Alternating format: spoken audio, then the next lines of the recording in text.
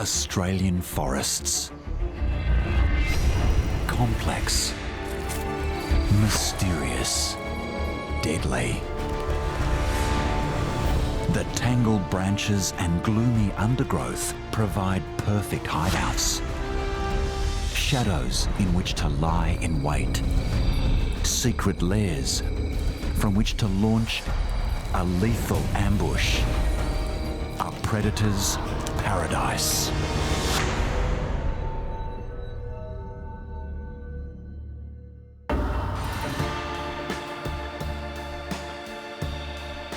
These are the case files of Australia's notorious forest killers. Lurking beneath the canopy are predators that conceal weapons, hunt in gangs and lay deadly traps. Even the plant life should be considered armed and dangerous. Topping the list is a killer that is renowned for throttling its victims. The Amethystine Python.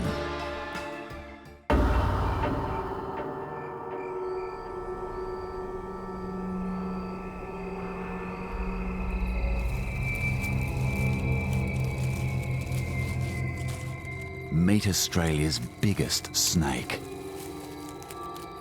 It can grow to more than 20 feet long. The Amethystine Python, locally known as the Daintree Strangler. As much at home on the ground as he is in the trees, this magnificent male has a ravenous appetite.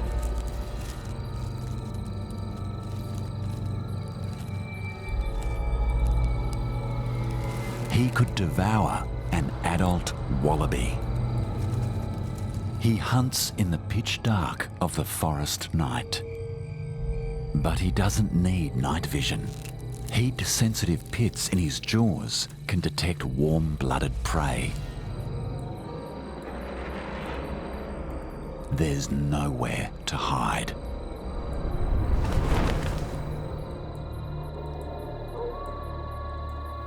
As he prowls, his tongue flicks in and out, tasting the air, relaying chemical messages to his brain via a special receptor in the roof of his mouth, known as the Jacobson's organ. He smells a rat. A plump, juicy rat.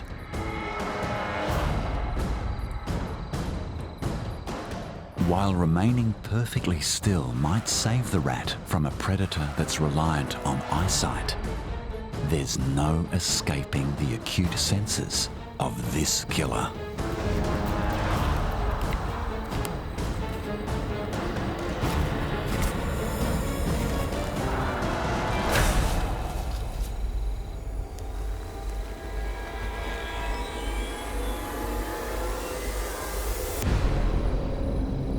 This snake's bite contains no venom. He doesn't need it. His powerful jaws and long backward-angled teeth grip the rat, while he slides his deadly coils around the prey. Powerful muscles constrict, crushing, suffocating, squeezing the life out of his victim. To swallow something this big needs an unusual approach. His jaws are held in place with elastic tendons, which can stretch wide enough to accommodate amazingly large prey. The rat is swallowed whole, head first, fur and all. A tasty morsel, and enough to keep this Daintree Strangler satisfied for several weeks.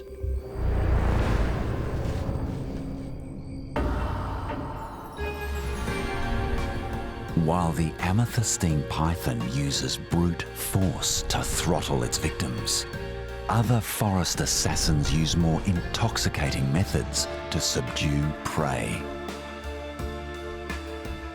Australian forests harbour creepy crawlies that wield potent chemical weapons and should be approached with caution.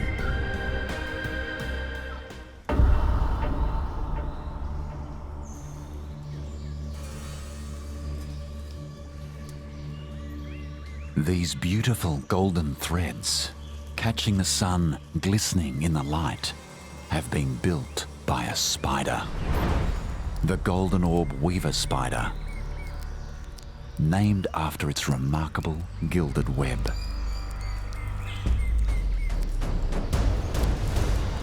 Attractive in appearance and sinister by design, bees and other insects are attracted to the bright threads, a deadly trap constructed by the spider to lure and ensnare her prey. Measuring 3 feet across, her web is huge.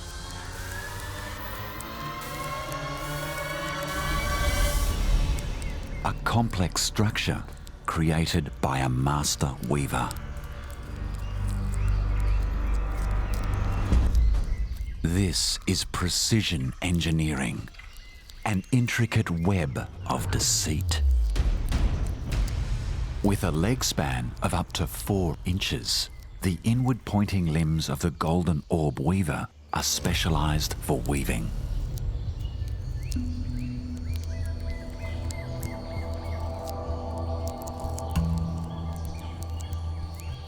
Strong, flexible and light, the silk she spins is considered a wonder of the natural world.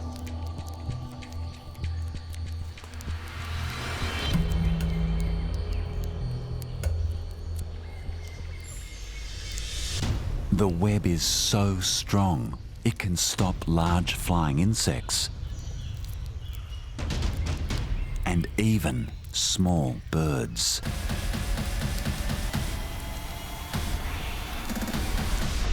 Now all she has to do is wait. In the dangerous underworld of the forest floor below, a community lives out its own drama. This is a katydid, a relative of grasshoppers. It lives among the leaf litter, feeding on the fallen leaves and seeds that cover the ground. Wherever it feeds, the shadows hide danger.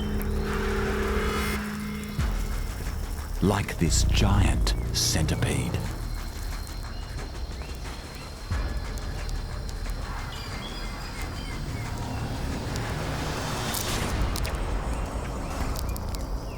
The katydid looks remarkably like a leaf, a clever deception that allows it to blend in with its surroundings.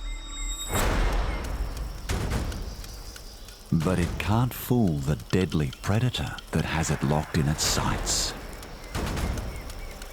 A nocturnal hunter, the giant centipede measures nearly 10 inches long.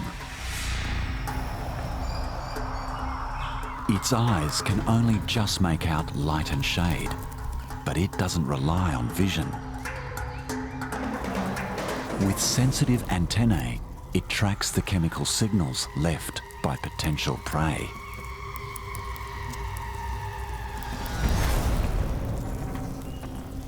Centipedes haven't changed much over the millennia. They would have stalked the forest floor around the feet of dinosaurs. They're equipped with fearsome weapons. Strong mandibles for tearing at flesh, claws to hold their victims still, and lethal venom.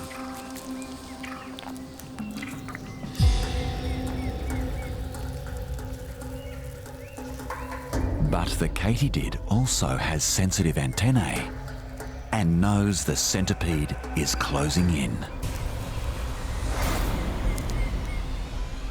One jump and it escapes. But It's a leap to its death.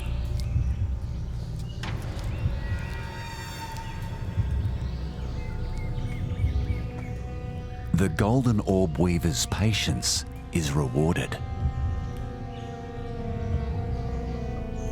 The katydid struggles all it can, but it can't get free of the web. Or the spider's deadly fangs. Orb weaver venom is similar to that of the black widow spider of North America. It quickly paralyzes the katydid.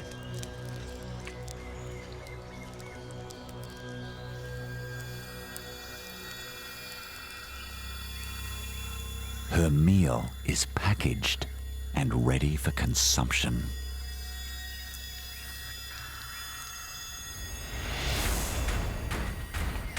Below, the centipede is still on the hunt. It's detected another katydid. This one doesn't sense the approaching threat. Moving at nearly 2 feet a second, the centipede's numerous legs give it the advantage of speed, and it quickly descends upon its mark.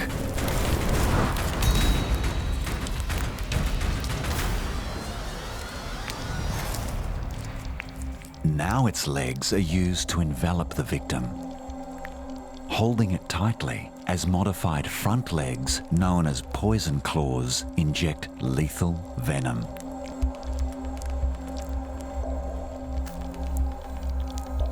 Once subdued, the prey is ripped apart with serrated mandibles. Leaving little behind, disappears back into the gloom of the forest floor to digest its meal. While some of Australia's creepier inhabitants wage chemical warfare, other killers of the night use more primitive techniques. They simply tear flesh from bone. When hunting, carnivorous marsupials inflict grievous bodily harm.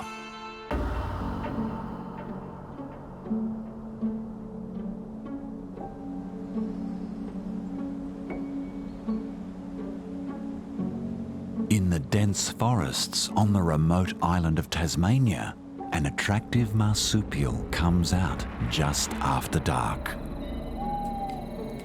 He's about 3 feet long and weighs over 7 pounds.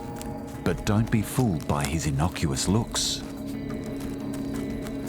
His dainty face hides powerful jaws armed with long, sharp teeth. He's a notorious hunter. A baby-faced killer.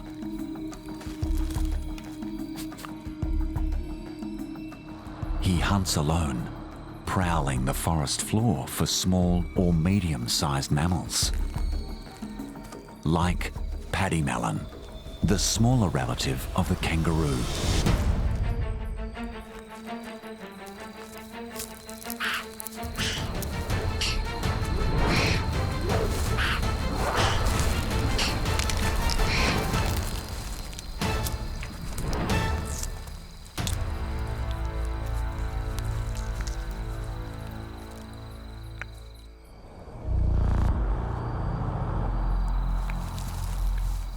The tiger quoll gorges on the soft tissue only. His jaws aren't strong enough to crunch through bone or tendon. He has to eat quickly. There are thieves in the shadows, ruffians ready to steal his prize. A Tasmanian devil, the larger cousin of the quoll, and a formidable rival. This one can smell the kill. To avoid a fight that he cannot hope to win, the quoll beats a hasty retreat.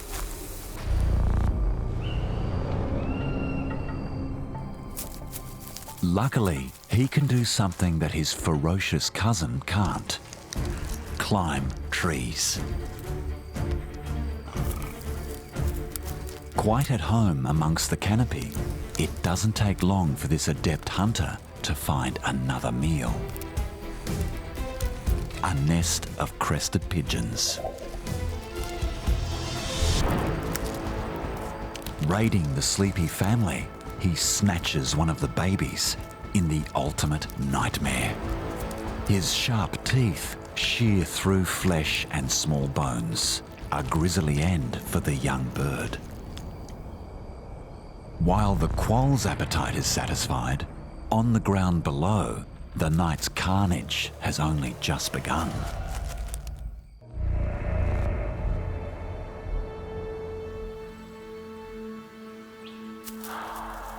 Tasmanian devils are the largest and fiercest of the marsupial carnivores alive today.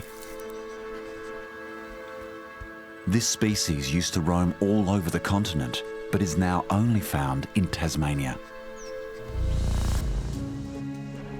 They hunt at night, feeding on small mammals, birds and reptiles. But they'll occasionally take on prey much bigger than themselves.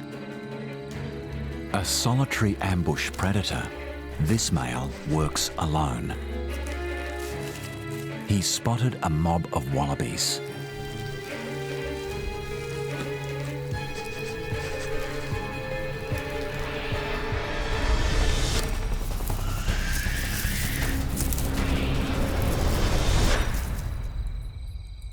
An efficient kill.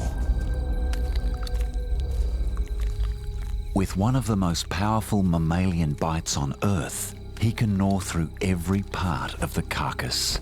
Fur, flesh, tendons, even bone. A devil can devour 40% of its body weight in half an hour, leaving nothing to waste.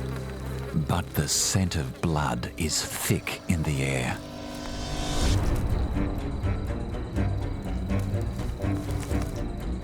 A scent that other devils can smell from several miles away.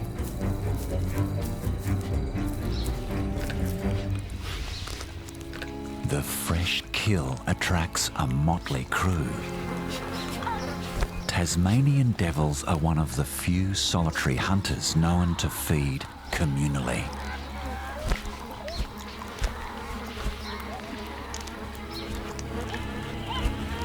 But this social gathering is not for the faint-hearted.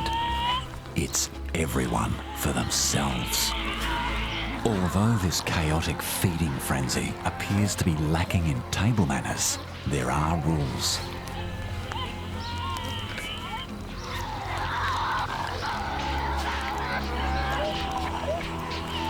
Long facial whiskers determine personal space.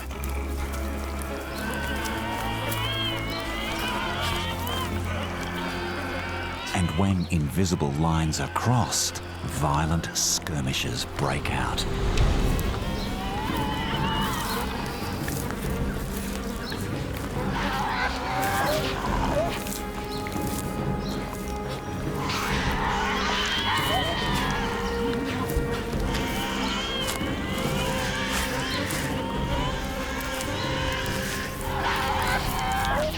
Older devils proudly wear the battle scars of conflicts won and lost.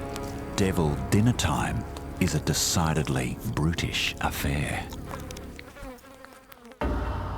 While Tasmanian devils rely on powerful jaws to kill and dismember, other predatory strategies are more intricate.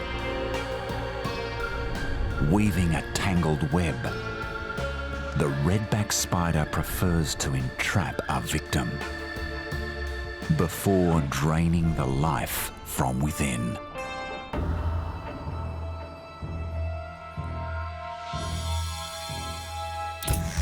Fine silk lines, almost invisible in the forest gloom.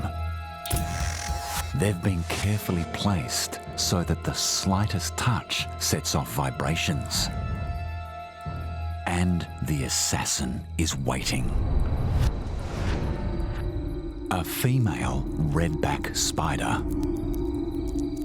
Tiny, her body is less than half an inch across. But deadly. Her red stripe is a warning badge. A single misstep sounds the alarm. The redback approaches her prey.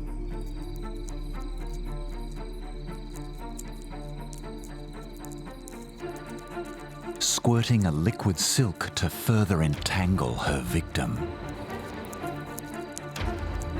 Struggling won't help.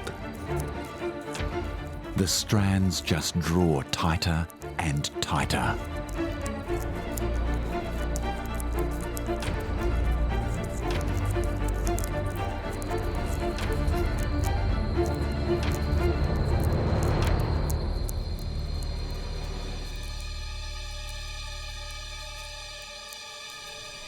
Now she bites.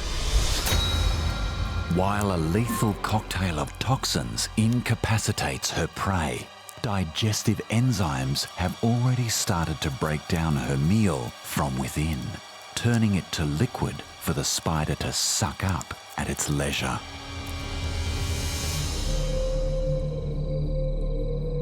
Potentially fatal to humans, the redback is considered one of the most dangerous spiders on Earth.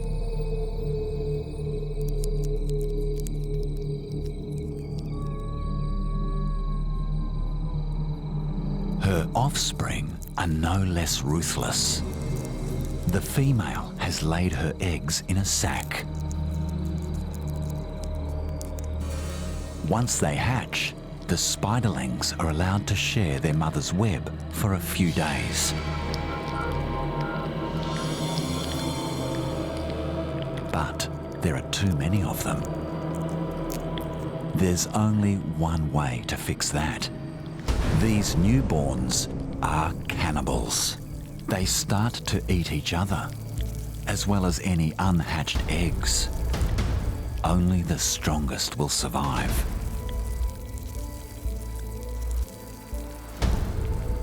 In a few days, they'll disperse to build their own deadly traps.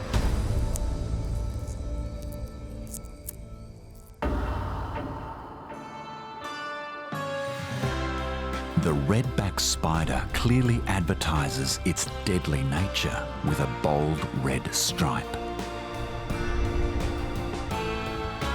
Sporting the same warning colours is another silent assassin. The red-bellied blacksnake wields chemical weapons of its own.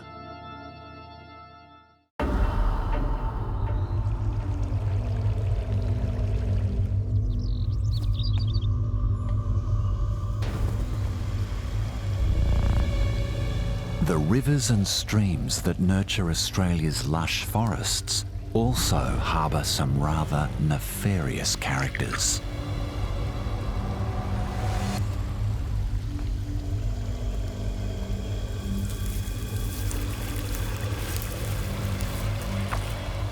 Slithering along a rocky creek bed is one of Australia's most notorious venomous snakes.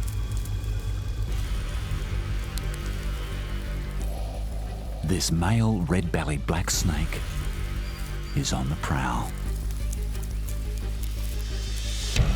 Equally at home in the water as he is on land, he rarely strays far from the watercourse to which he is so well adapted. With a predilection for aquatic species, he can track prey along the riverbank.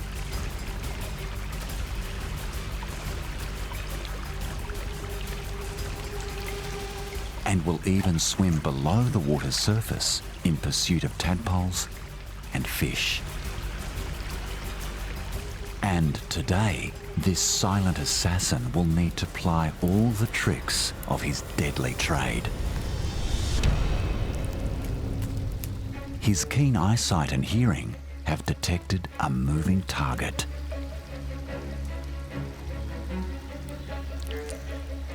A spotted marsh frog. This nimble amphibian is no easy meal. The fast-moving frog darts from one hiding hole to the next.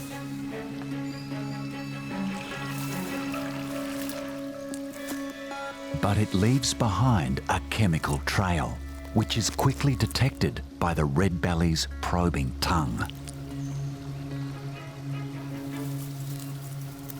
The snake stealthily pursues his mark in a deadly game of cat and mouse.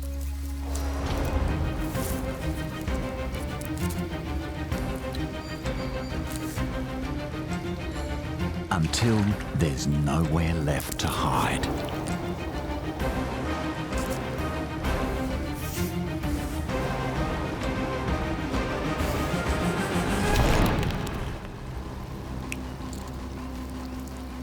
A deadly concoction of toxins and anticoagulants delivered by long, sharp fangs swiftly overwhelms the prey, which he devours whole, paralysed but still alive.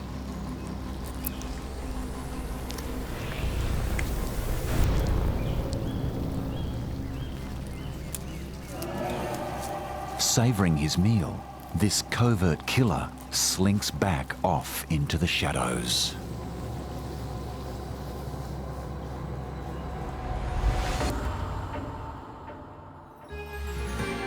Australian forests are full of peril, and it's not just the animals that are built to sting, maim and kill.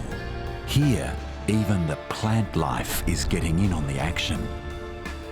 While the noxious Gympie plant wields chemical weapons, carnivorous plants, like the sinister sundew, lure unsuspecting victims to their deaths.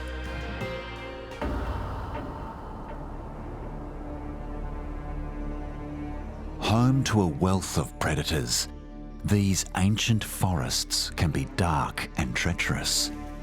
But sometimes it's the forest itself that poses the greatest threat. Australian plants must be treated with a healthy respect. The Gympie stinging tree looks like an ordinary plant, but its leaves hold a deadly secret. It's one of the world's most toxic plants.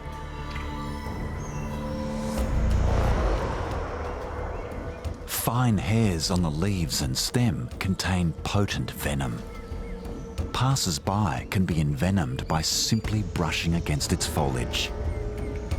Once lodged in the skin, these fine hairs release neurotoxins that cause excruciating and long-lasting pain. So brutal is the effect that it has been known to cause fatalities amongst dogs and even horses. These soft woody shrubs can grow up to 15 feet tall. Resident pariahs that are best avoided.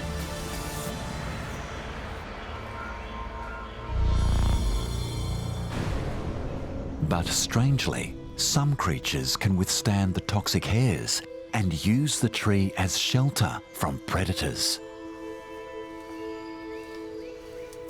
Mantis nestle amongst its leaves.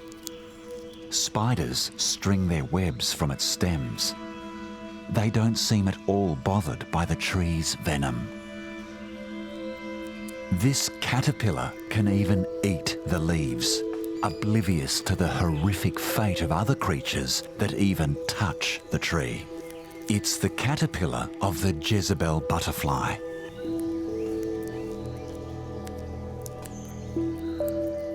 It's managed to breach this tree's impenetrable defense against the plant eaters of the forest by evolving immunity to the toxins. For every deadly weapon evolved, there's always someone who can find a defense against it.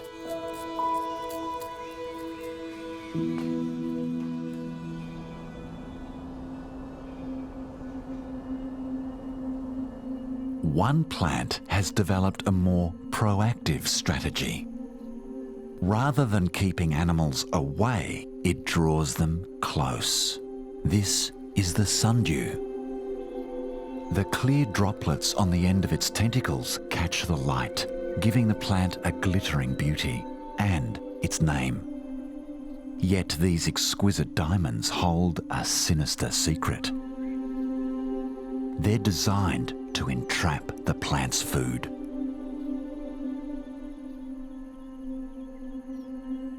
Most plants get all the nutrients they need from the soil. But in areas of poor soil, they can't get enough crucial nitrogen, so they must look elsewhere.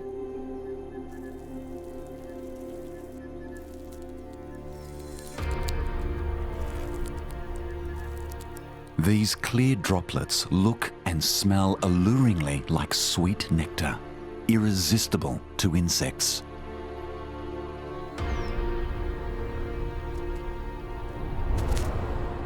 As the ant tries to feed on the rich nectar, it doesn't realise that this is a scam.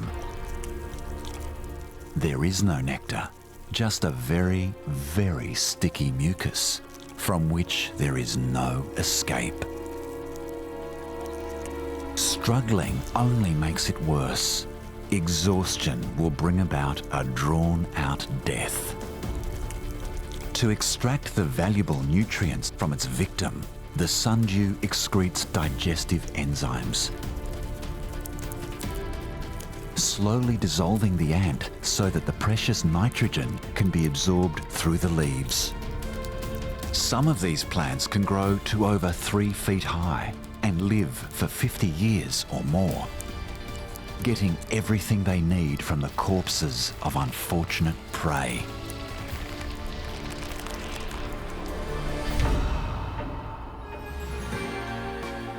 Australia's deadly plants come in all guises.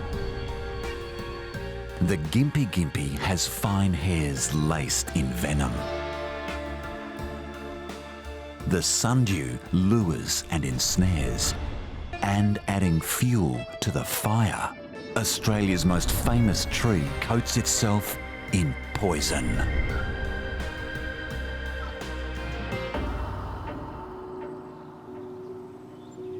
As diverse as Australia's forests are, they are dominated by one particular family of trees, the eucalypts. Also known as gum trees, these ubiquitous icons are killers in their own right. Eucalyptus leaves are covered in glands that produce oil, giving them a waxy texture. These oils are toxic, even to humans, and most of Australia's native animals leave them well alone. Except koalas. They're not just immune to the toxic leaves, they thrive on them.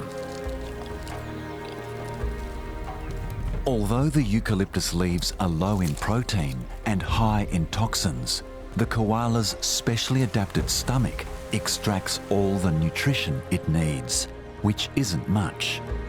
To conserve what precious energy they do get, they just sleep, sometimes for 22 hours a day. For koalas, the eucalypt is the giver of life. But these trees can also bring death. It's not the toxicity of the eucalyptus oil that is most dangerous. It's the oil itself. It burns.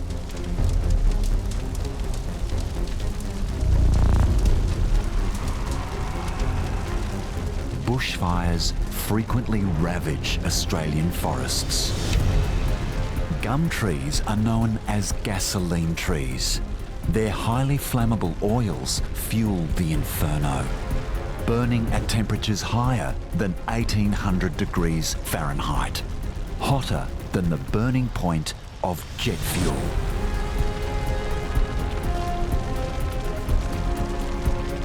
Firestorms incinerate the native animals that can't escape.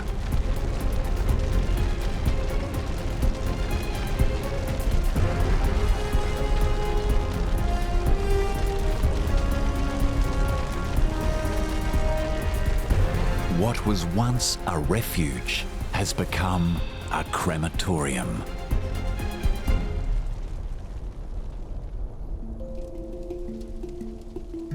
But while the flames consume the forest, the gum trees have evolved to depend on the blaze. The passing flames open their seed capsules. In the burnt, rich, ash-laden soil, the seeds establish themselves and grow quickly, affording them a strong competitive advantage over other plants. The forest that burns belongs to the eucalypts.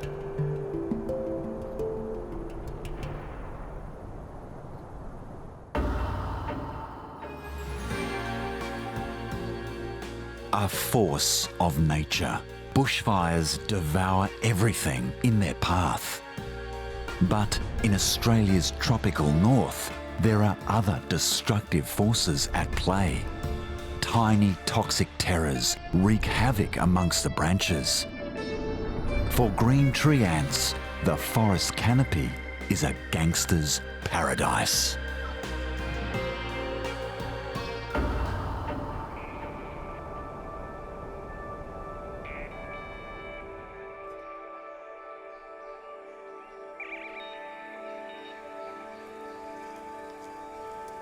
Green tree ants live in a rigid, structured society with one queen and up to 500,000 workers.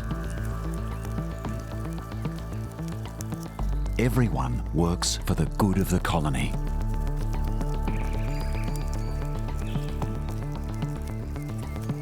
Even the larvae do their part, generating silk for the building work. They're also known as weaver ants.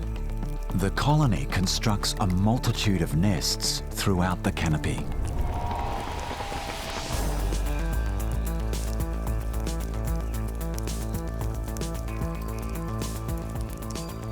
These multi-chambered structures are built by the smaller, minor workers, who weave them from leaves and larval silk. In an incredible display of teamwork, communicating by touch and pheromones, these workers even build body bridges and ladders to bridge gaps.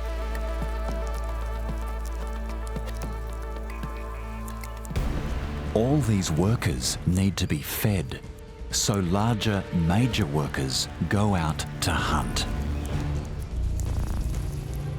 Marauding gangs scour the forest canopy, and in such numbers they can take on prey much larger than themselves. Cicadas, beetles, and other victims are quickly laid to waste. This deadly, organised gang pillages the surrounding area. Very little stands in their way. These major workers are also the soldiers, fierce sentinels, defenders of the colony. The presence of another ant species on their patch is not tolerated. Armed to the teeth, trapjaw ants are big, carnivorous ants with extraordinarily strong jaws. These formidable predators wield a bite force of over 300 times their own body weight.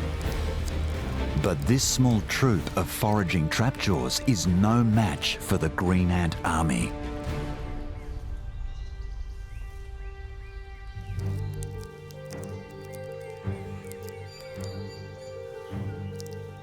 Encroaching on rival turf, they're outnumbered and outgunned.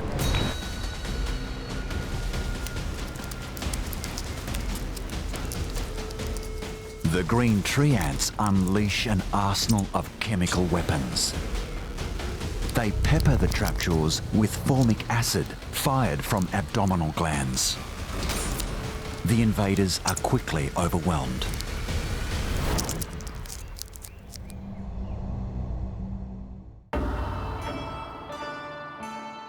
While green tree ants ravage the forest canopy, the forest floor below is no less of a battleground. Amidst the host of thieves and assassins roams an ancient warrior, the rainforest scorpion.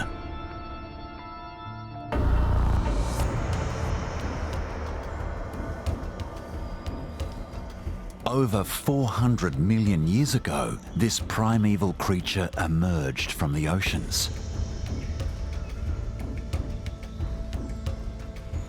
A predator that still prowls the forests today. Australia's rainforest scorpion is a war machine. Protected by a tough exoskeleton armour, armed with huge, powerful pincers, and carrying a venomous sting on his tail. He can defend himself and he can hunt.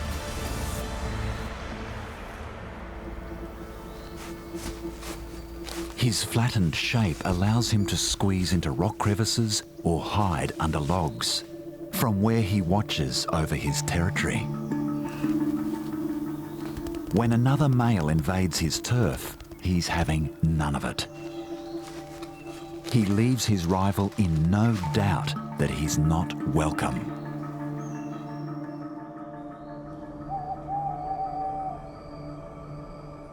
He comes out at night to hunt under the light of the moon. An arachnid related to spiders, he has numerous pairs of eyes. And even in low light, he can detect light and dark shapes. But he can also feel his way through the undergrowth. Fine sensory hairs detect the faintest movement in the air. And special organs, called pectines, on the underside of his body decipher textures and scents on the ground. He hunts spiders, centipedes, and crickets.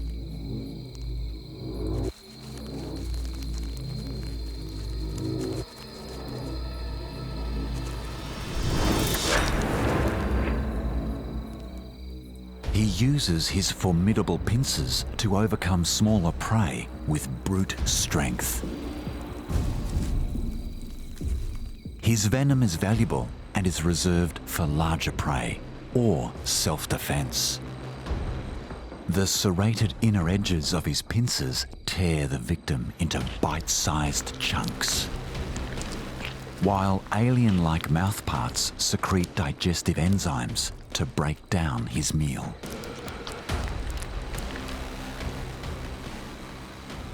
He's secured his catch without the need to spill any precious venom. His chemical weapons cache remains full.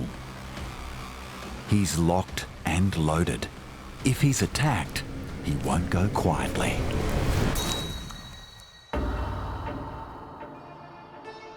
While some forest assassins diligently conserve precious venom, others wield it with reckless abandon. Lethal toxins literally drip from the fangs of Australia's largest spider, instilling fear in the hearts of all who live here. The Australian tarantula.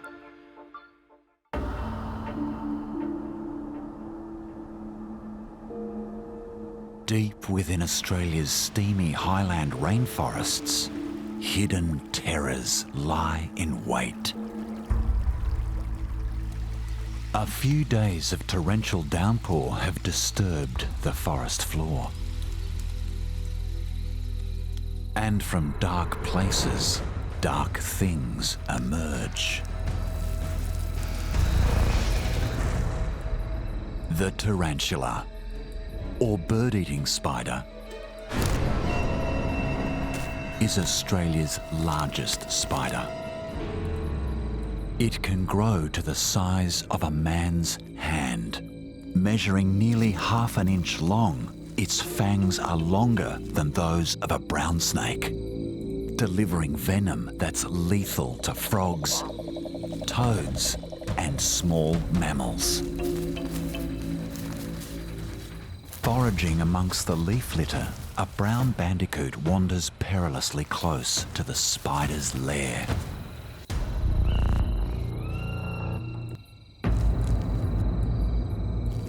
has caught its attention. But the bandicoot has little to fear. It's immune to the spider's deadly bite. A predator itself, the bandicoot now eyes the spider with hungry eyes. In response, the tarantula issues a warning. Its impressive threat display is enough to ward off the predator. With the threat gone, the spider retreats into its lair. Tarantula burrows can extend 3 feet below the surface. Radiating out from the entrance is an intricate network of strong and durable strands. Trip lines that alert the spider to the presence of passing prey. The tarantula waits patiently for impromptu dinner guests to announce their arrival, unaware that they are on the menu.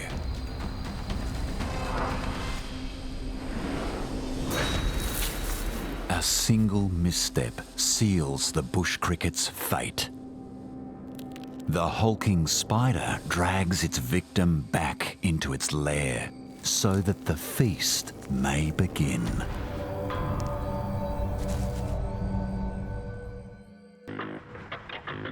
Life in the undergrowth is perilous. To survive here, forest inhabitants have developed a raft of unscrupulous predatory strategies.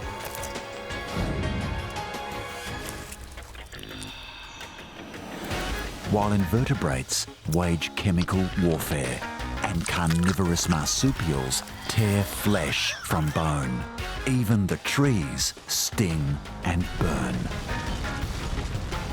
So, the next time you enter an Australian forest, remember you should tread carefully, because lurking within every shadow and behind every tree are a host of deadly Australians. From tangled mangroves and raging rivers to dark waterholes and vast floodplains, Australia's waterways are complex, competitive, deadly. The riverbeds are battlefields where the vicious thrive.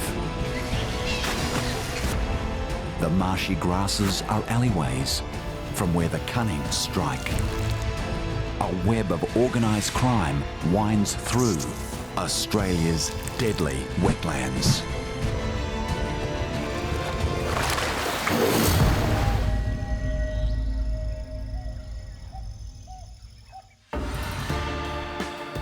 These are the case files of Australia's most notorious wetland killers, assassins, stalkers, and con artists.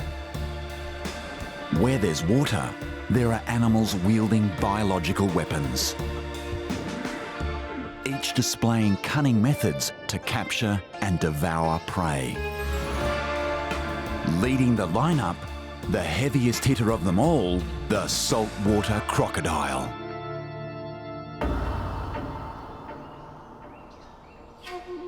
River mouths are the gateway to Australia's wetlands. The brackish water of the mangroves, fringing much of the continent's coast, hosts an abundance of dangerous wildlife. But nothing is more formidable than the saltwater crocodile.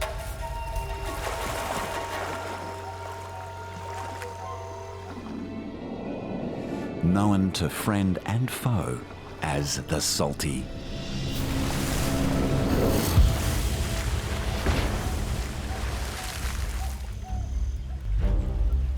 The world's largest living reptile, the salty can grow to 23 feet and weigh beyond a ton.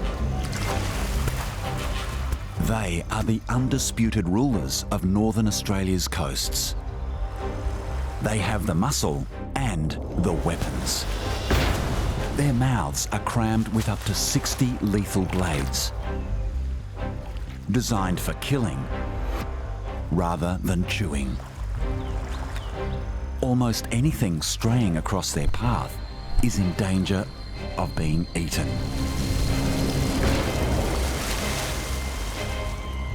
Getting too close to a salty only happens once.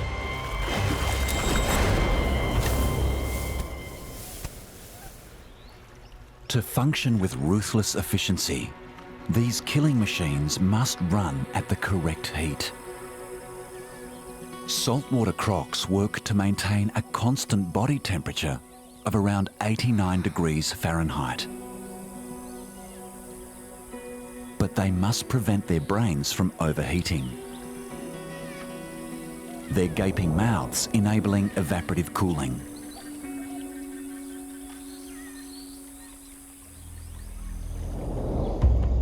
Although the crocodilian brain is small, salties are capable of learning, observing the habits and feeding patterns of those they stalk.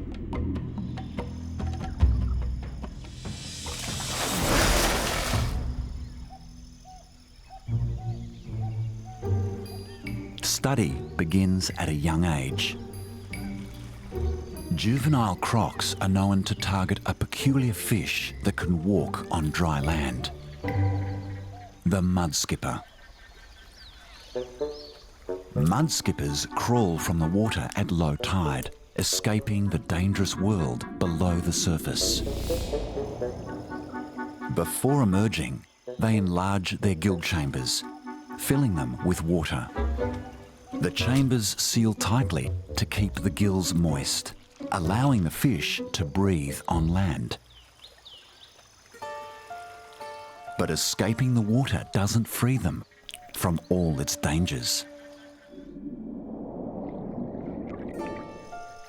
Juvenile crocodiles hone their hunting technique by stalking mudskippers.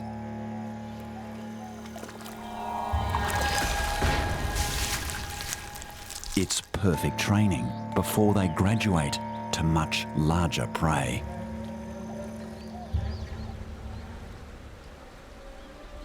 It's mid-morning. Having warmed up, the boss croc and a member of his harem head out separately to hunt.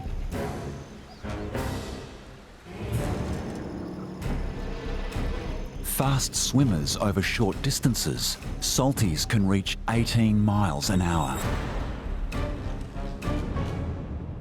They move upriver, each in search of a different meal.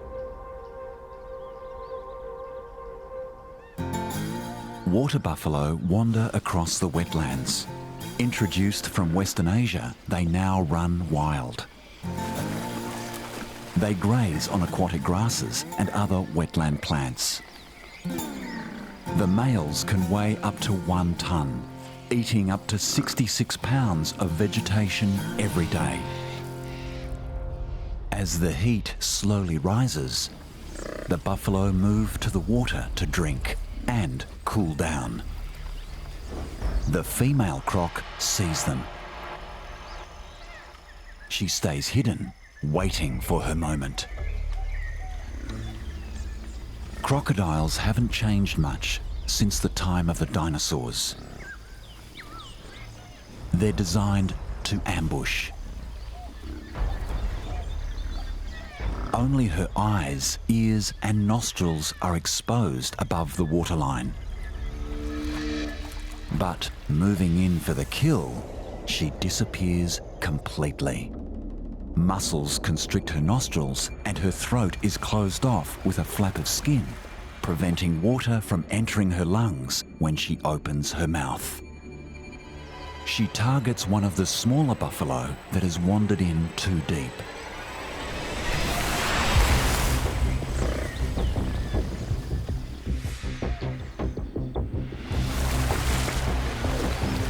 The notorious death roll finishes the job.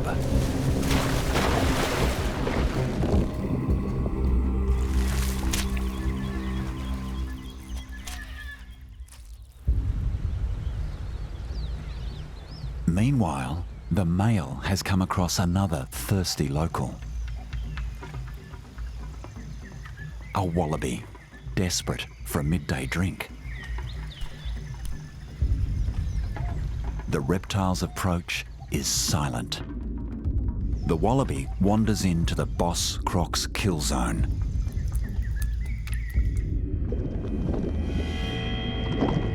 The beast hurtles from the water at 12 miles per hour.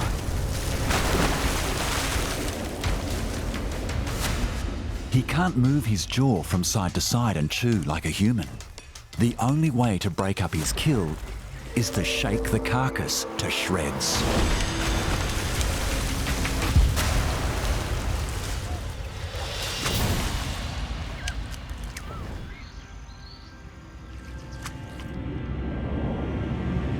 The crocs each return to their home among the mangroves to digest their meals. While the saltwater crocodile relies on brute strength to capture its prey, another more diminutive hunter has evolved a highly skilled approach.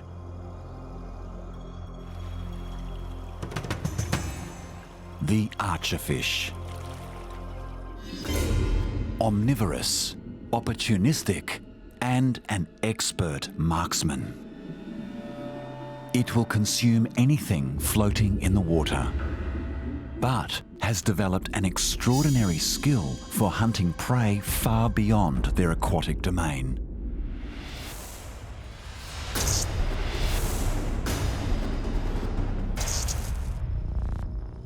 A master of physics, the archerfish can make lightning-quick calculations to perfect its aim and dislodge prey.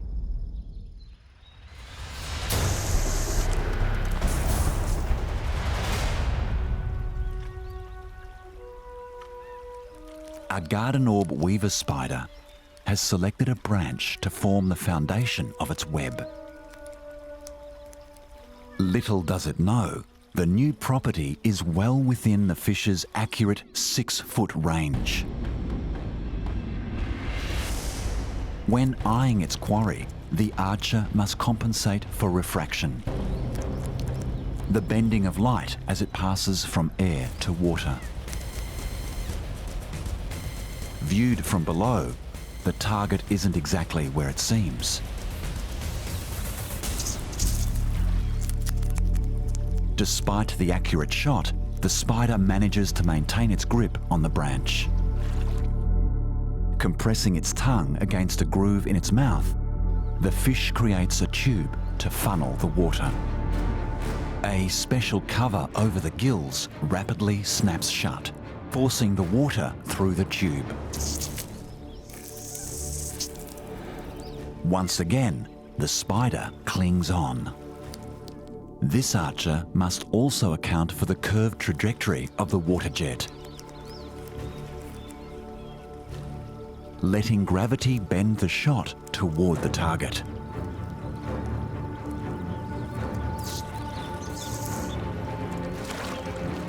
Success.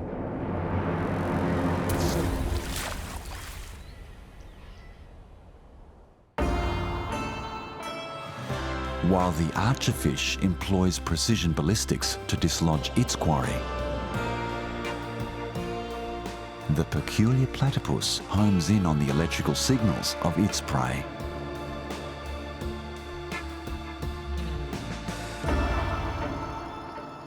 The estuaries are fed by a network of streams. As the water shifts from salty to fresh, new habitats support distinct interactions between hunters and the hunted.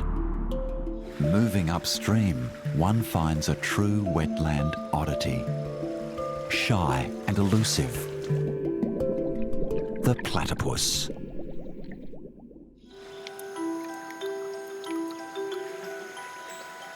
The platypus builds his burrow just above the waterline. When the coast is clear, he escapes his den for a day of foraging. Underwater obstacles are no challenge for this dexterous diver. Even though he's well suited to aquatic environments, he's a mammal and needs to come up for air every 30 seconds or so.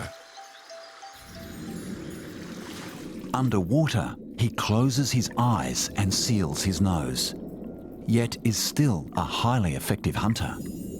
His bill is covered with about 40,000 electroreceptors that detect the faint electrical signals emitted by prey.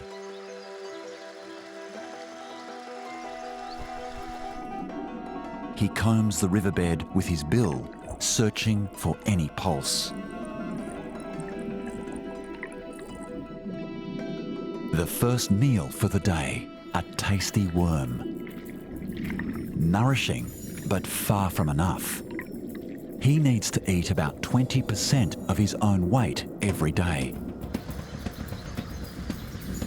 He'll store extra fat in his tail, up to half his entire body's weight, providing power for extra bursts of energy.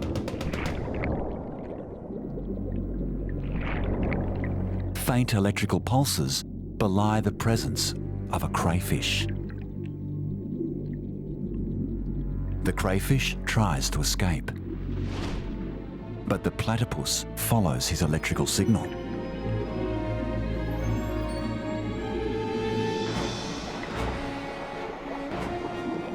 One crayfish down, but it isn't enough.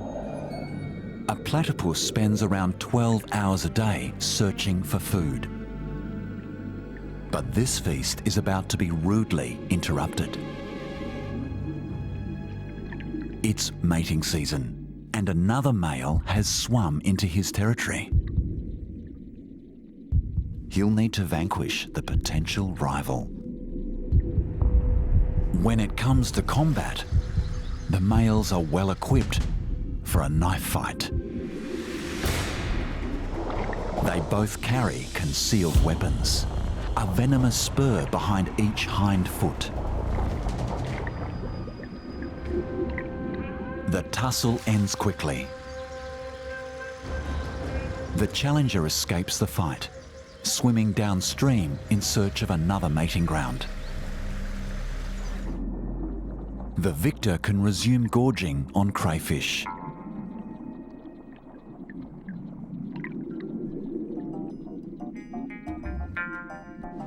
By sunset, the platypus has had his fill. A day of foraging and fending off a rival has earned him a well-deserved rest.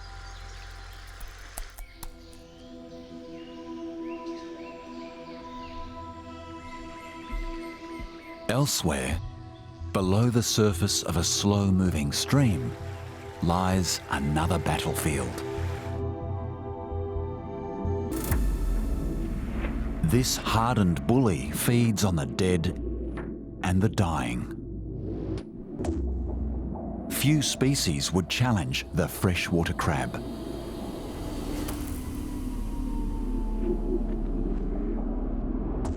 Its armour protects soft tissue, and even its eyes can be retracted when threatened. Its claws are weapons for attack.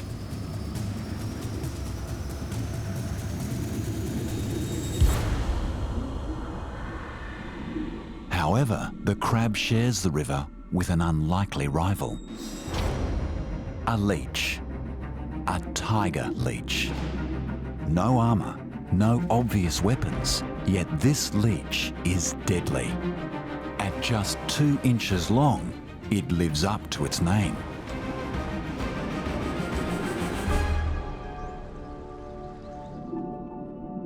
The leech is stealthy, seeking out the chemical trails of potential prey.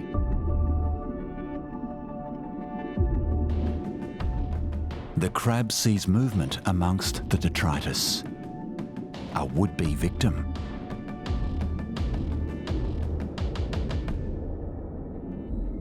The leech seems wary and keeps its distance from the well-armed aggressor.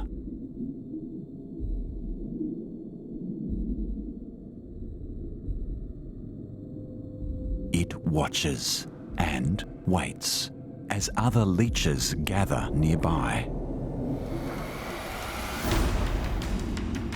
The crab moves in to attack. But a second leech arrives, seeking the crab's juicy insides. The crab decides that attack is the best form of defence. Its claws could do serious damage to a leech's soft body. But the leeches are slippery customers, covered in mucus. The leeches pause their attack, only for a moment. This leech is hungry. It manoeuvres behind the deadly claws and tries to latch on. The crab attempts to shake off its attacker.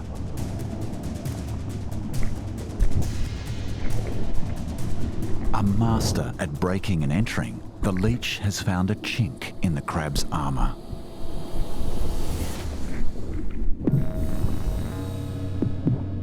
Once it strikes soft tissue, it tears into the flesh, injecting an anticoagulant.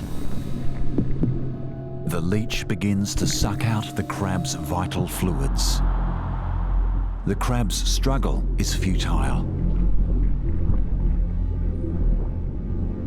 Its life is literally being sucked away.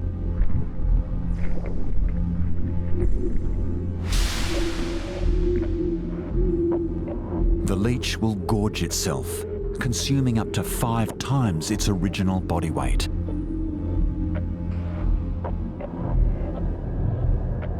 All that remains of the crab is its armour and the weapons that proved useless against the aquatic vampire. The leech won't need to feed again for months, even a year.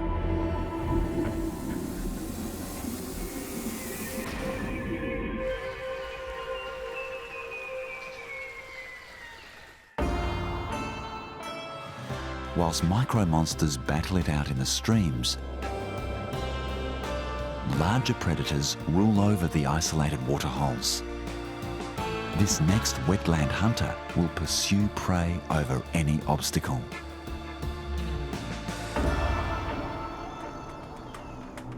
Australia's deadly wetlands shift with the cycle of the seasons. The creeks and rivers often change course, leaving behind isolated bodies of water. These waterholes are centerpieces to a mosaic of terrains that require multiple talents to traverse.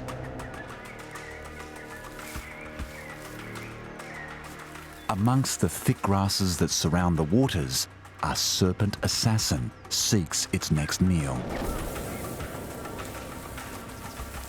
Those brown stripes and its highly aggressive nature have earned it the name tiger. Instead of claws, it wields fangs.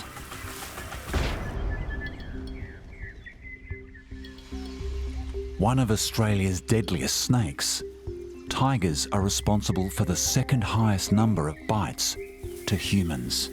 When untreated, half of all tiger snake bites result in death.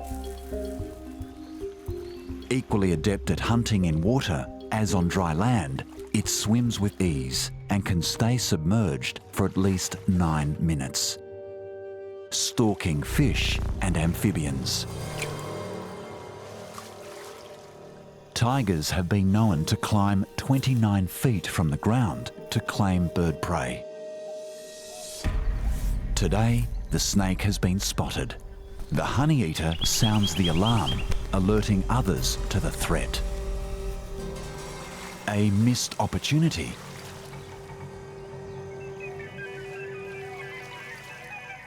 The snake will need to seek a meal elsewhere.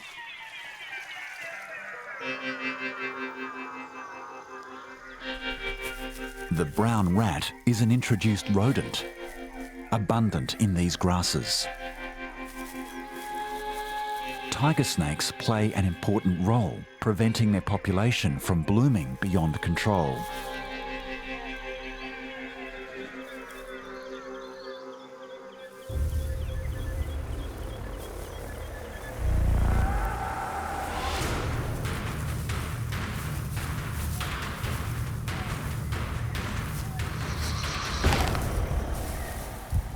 The tiger snake's fangs are hollow. It injects a complex cocktail of toxins, one of the most potent of all known snakes. Some components in the venom attack the rat's nervous system, paralysing it.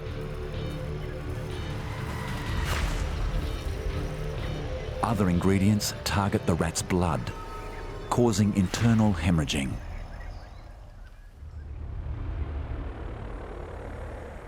Having consumed its prey whole, the tiger snake seeks out a quiet place to digest its feast.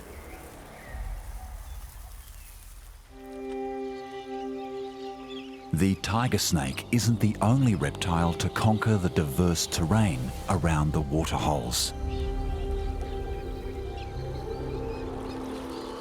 On the fringe of a billabong in Australia's north, another solar-powered stalker soaks up energy for the day.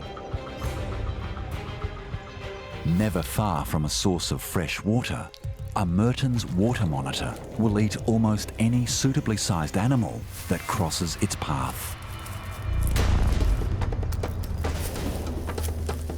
With strong legs, it navigates the rocks.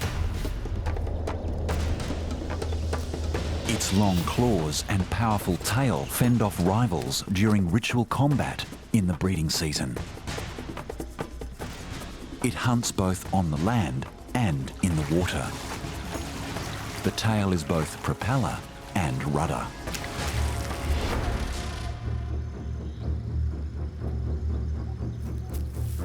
The water monitor detects the odour trails of potential prey using his tongue, a trait he shares with the tiger snake. The appendage is split in two, each tip flickering separately, maximising the amount of air the monitor can sample, but also providing directional guidance.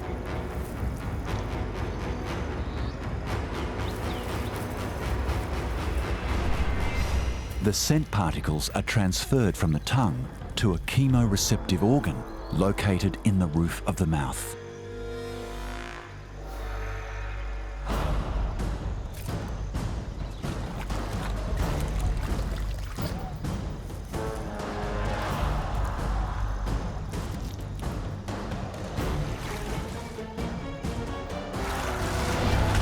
The monitor has big teeth for ripping apart larger prey, but smaller meals are devoured whole.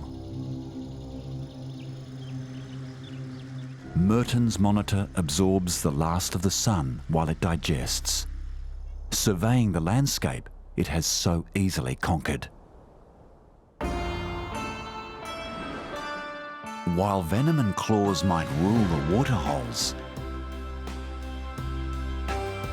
other wetland invaders secrete toxins from their skin or strike from the sky.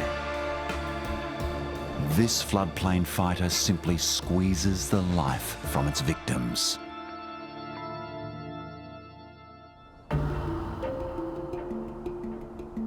Hundreds of large rivers snake their way across Australia's coastal plains as they flow to the sea.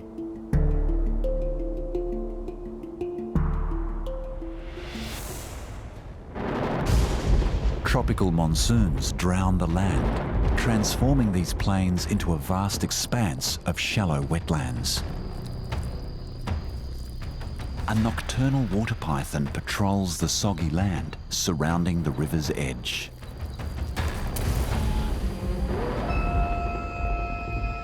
The python can go for 2 years without feeding, shrinking its gut to reduce the amount of energy it needs to survive.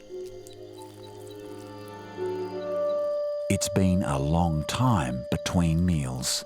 The python's appetite needs to be satiated, and there's a perfect target scurrying about.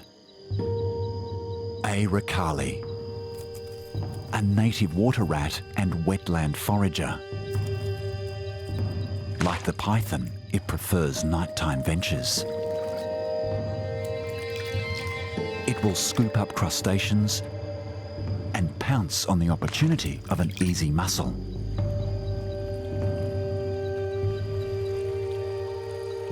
It then slinks back to a regular feeding site to consume the meal.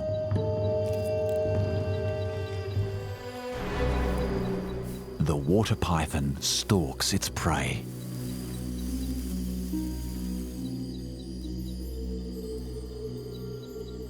The snake's mouth is surrounded by scales that can pick up the heat signatures emitted by warm-blooded victims.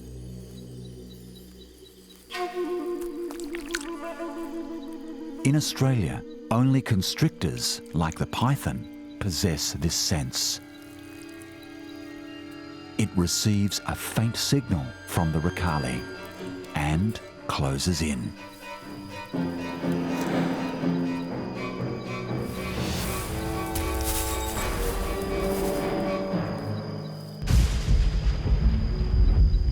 There's no escaping the python's suffocating grasp. Its coiling body forces the water rat's blood pressure to soar. The rodent's heart fails to pump blood to its vital organs. The python squeezes until the Eucalypt is dead. The snake should be wary when consuming its prize. These wetlands are full of thieves. The python's lower jawbones aren't fused together at the front. Instead, they're held together by an elastic ligament, which allows for an exceptionally wide gape. Teeth in the lower jaw then rake the food back into the throat before waves of contracting body muscles push the food down. The snake's gut quickly kicks back into action, producing powerful enzymes and gastric juices that slowly digest the Eucalypt. The water python slithers from the scene of the crime, in search of somewhere to digest in safety, far from its own floodplain predators, both in the water and in the air.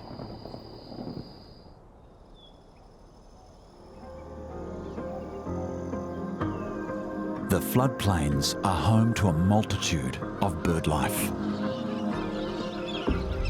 However, the water birds must remain vigilant.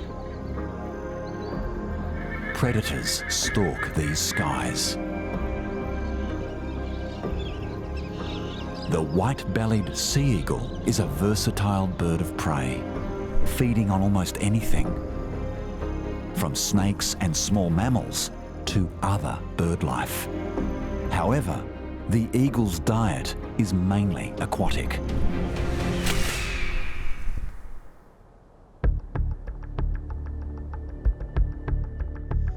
The white-bellied sea eagle glides with its wings stretched out, letting the thermal currents do the hard work.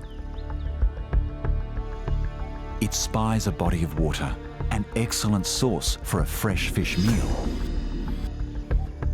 The sea eagle searches for the perfect vantage point and launch pad.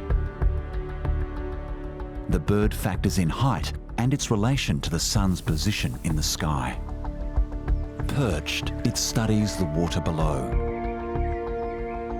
It has keen vision, with eyes nearly 1.5 times larger than birds of a similar weight, enabling it to distinguish objects extremely far away.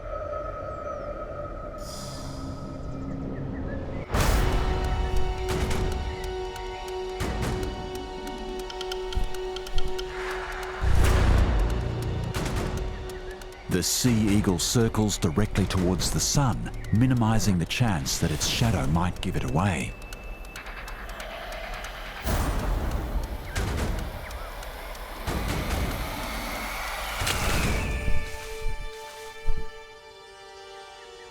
A clean snatch and grab from a master aerial predator. But the sea eagle must select its meals with care. Not all marsh-dwelling prey is safe to consume. The creatures of the floodplains are under attack by a nasty intruder.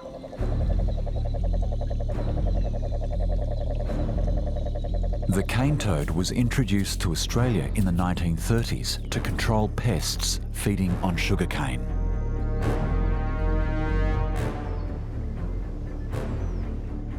Unfortunately, the toads preferred to consume the native wildlife.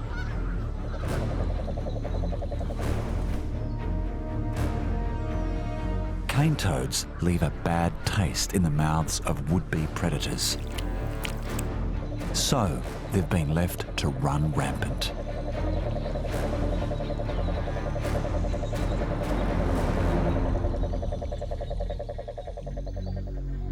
This male is a gluttonous brute. If he can swallow it, he'll eat it. He hunts without grace or subtlety.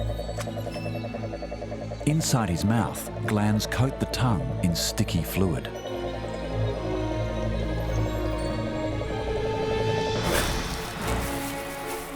The tongue flick lasts only 10 milliseconds. By depressing his eyeballs into his mouth palate, he forces the meal down. In these dangerous waters, most creatures as small as the toad keep a low profile. This brute, however, enjoys his meal out in the open. Because this toad is full of more than just swagger. His defence oozes from his skin. Glands behind his eyes secrete a deadly hallucinogenic toxin. Unwary attackers suffer a long, drawn-out death. Cane toads can live up to 15 years, and while adults tend to be thuggish loners, younger generations knock about in gangs. They swarm over the marshes, devouring anything in their path.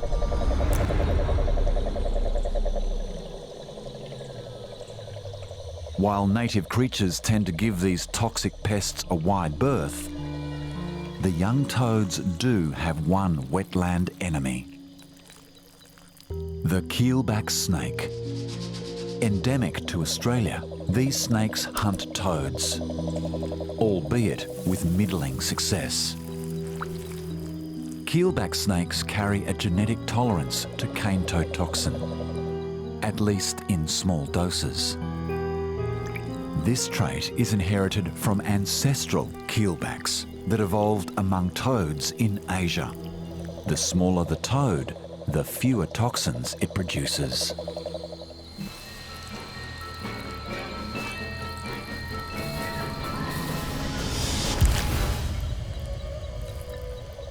But something's amiss. The toad is too big and the poison too strong. If the keelback had devoured the toad, it would have followed a multitude of native predators to an early grave.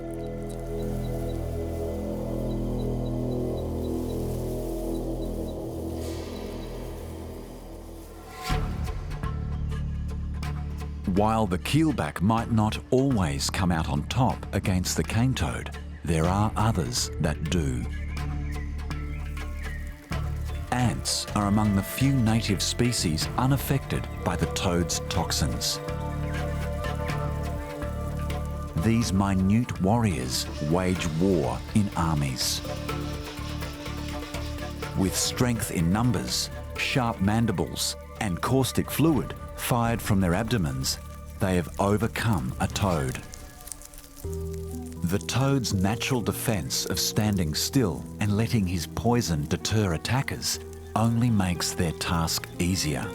Within a few days, there will be nothing left but bones.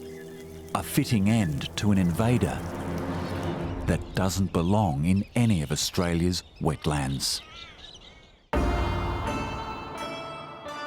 The cane toad may be overcome by the smallest of warriors,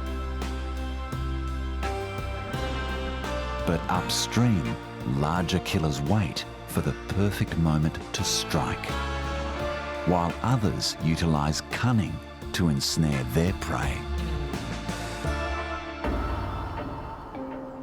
The sprawling floodplains of northern Australia's coast are fed by rivers and streams that flow down from the inland hills.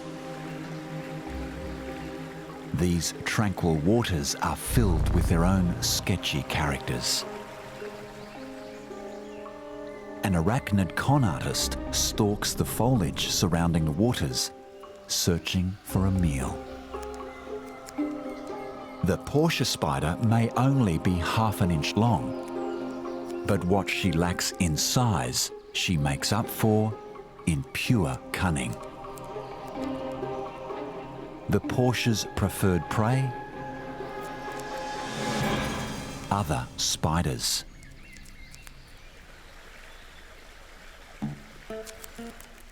The larger St Andrew's cross spider builds a web that reflects ultraviolet light, attracting flying insects.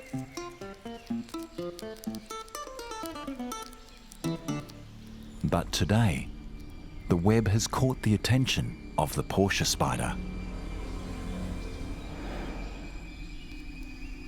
An intelligent stalker, the Porsche analyses the vegetation surrounding her victim's web.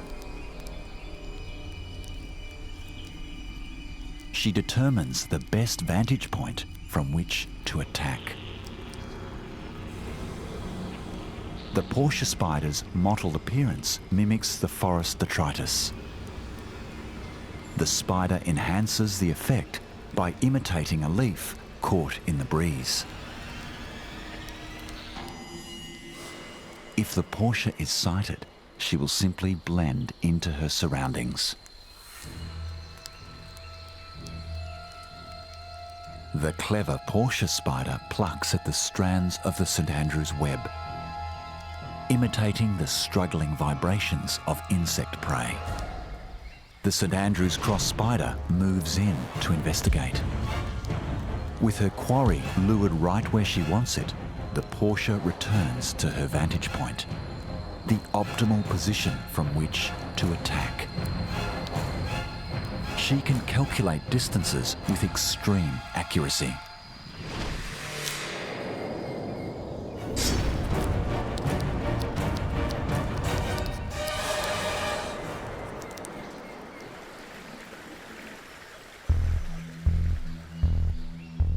The Porsche spider injects her lethal venom and digestive enzymes, drinking the insides of her victim, leaving only the husk of its exoskeleton.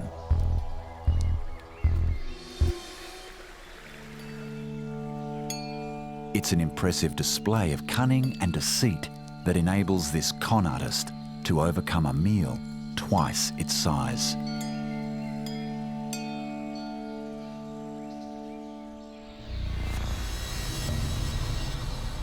Below the scene of the Porsche's crime, the placid waters host another forest hunter. The freshwater crocodile. This smaller, slender cousin of the salty might not look dangerous. Unmoving, silent, but don't be fooled. This croc has speed and power.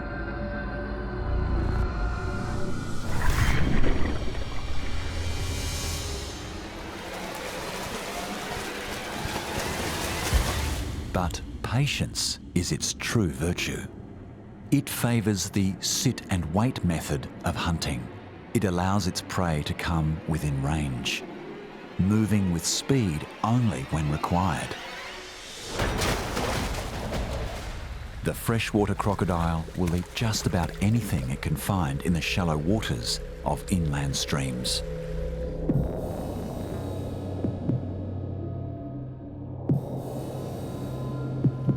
With a perfect hydrodynamic design, it propels itself through the water with a muscular tail, making up half its body length. But like all reptiles, freshwater crocodiles are ectotherms, gathering heat from their surroundings. In the morning, the smaller turtles gather energy faster.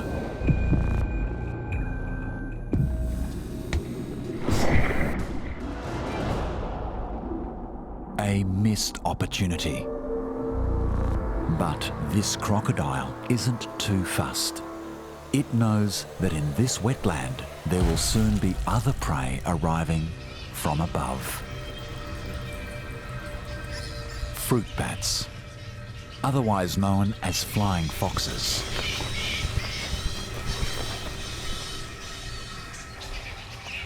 These shady dealers prefer to do most of their business at night. They hide from the sun throughout the day. Flying foxes live together, huddled in large colonies. As the sun climbs higher in the sky, they compete for shade.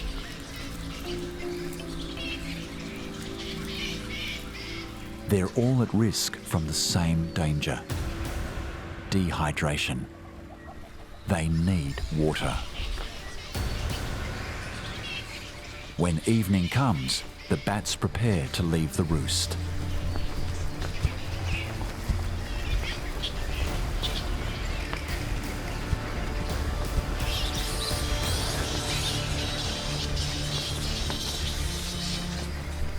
Before they can eat, they must drink. They collect water by swooping low onto the surface, drenching their fur, so they can lick off the moisture when they return to the roost. Lurking below, a crocodile waits.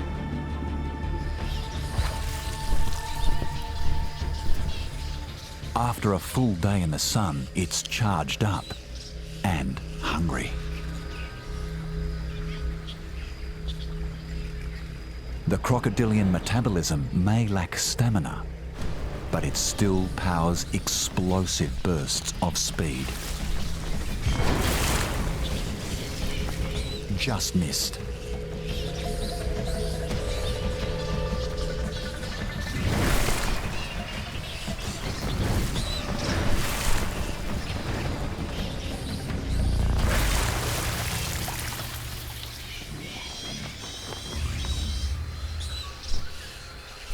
This bat knows the croc is on the hunt, but desperate with thirst, it takes the risk.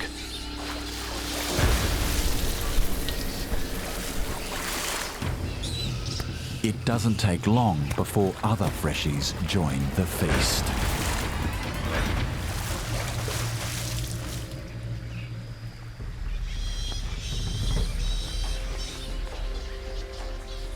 As the darkness descends, the surviving fruit bats head out across the forests.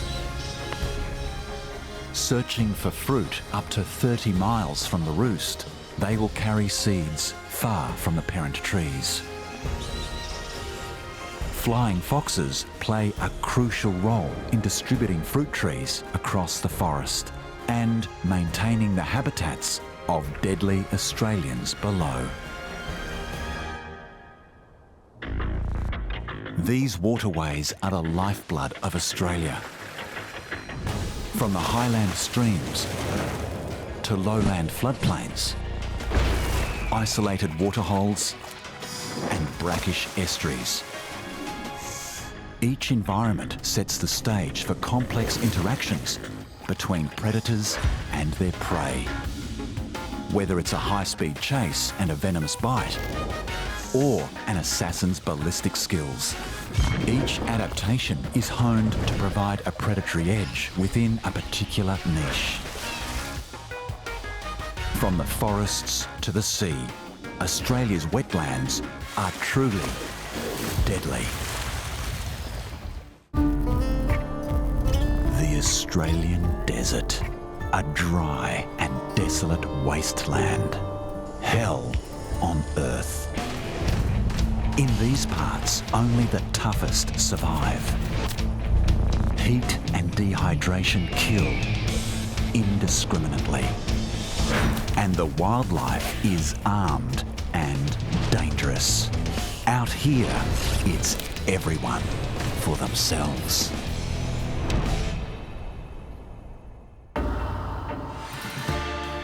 These are the case files of Australia's notorious desert killers. In this lineup of unusual suspects, the agenda is kill or be killed. While some offenders plead self-defence, others are guilty as charged. Notorious fiends that cheat, swindle and kill for a living. The Australian desert is a realm of cold-blooded killers.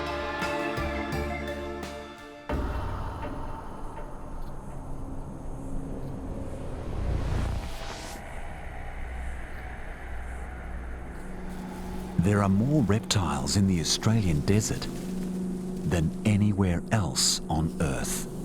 Lizards and snakes have been vying for supremacy here for eons. A biological arms race that has given rise to a weapon of terrifying efficiency: venom. This barren landscape is home to some of the world's deadliest snakes. But there can only be one king: the mulga snake, otherwise known as the king brown. Measuring nearly 10 feet long, this large male is on the hunt. Out here, prey is scarce, so he does what he must to survive. Lording over his close relatives, Australia's largest venomous snake has developed a taste for reptilian flesh. He uses inside knowledge of his victims to gain an edge, such as knowing that reptiles need to bask in the sun to warm up. The mulga's flickering tongue has picked up a scent trail. He's locked onto a target and is relentless in his pursuit.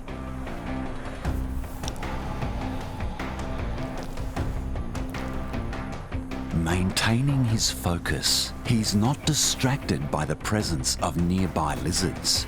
He's tracking a much more substantial meal. This is a western brown snake, one of the world's top 10 venomous snakes, and usually treated with healthy respect by most predators. But in addition to his own chemical weapons, the mulga also possesses chemical defences. Within his biological arsenal, he carries a genetic resistance to snake venom.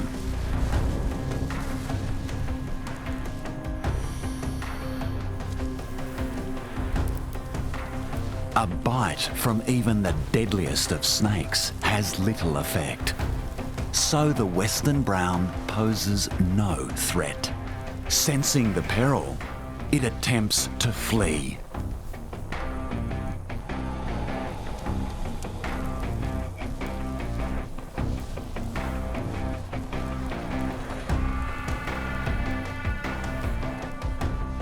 In desperation, it tries to conceal itself within a nearby hole, but the mulga uses his size and strength to block the only exit to what now becomes a tomb.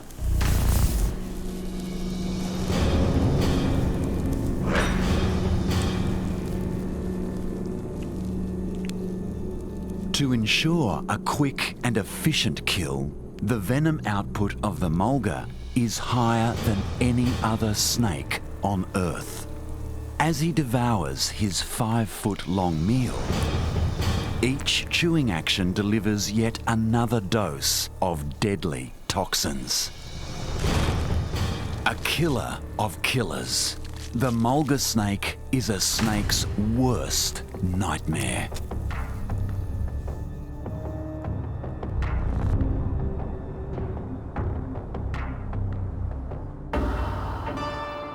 The mulga may lord over even the deadliest of snakes within this barren realm. But the king brown is not the only monarch in these parts.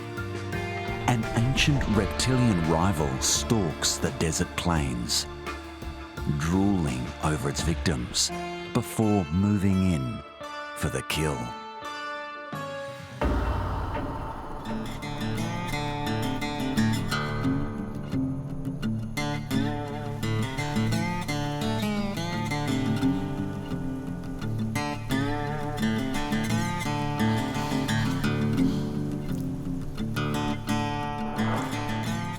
Meet Australia's largest and toughest lizard. Weighing in at around 33 pounds and measuring over 9 feet long, the Parenti is the lizard king. A formidable apex predator that few animals dare to tangle with.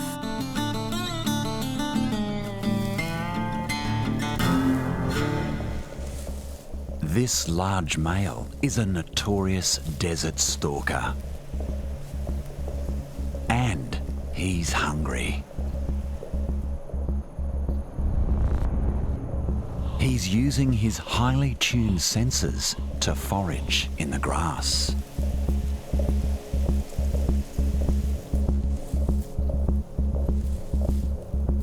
His eyes are shaded from the sun and sensitive to the slightest of movements. Licking the air with his tongue, he tastes the faint chemical trace of prey. Nothing much escapes his attention.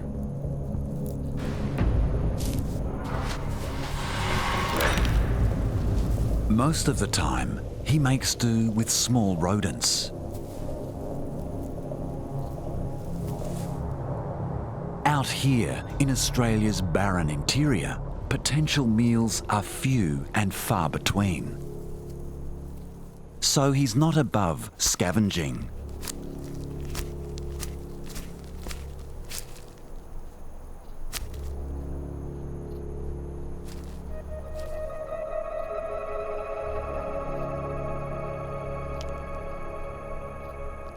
But such a big, active hunter sometimes needs a more substantial meal.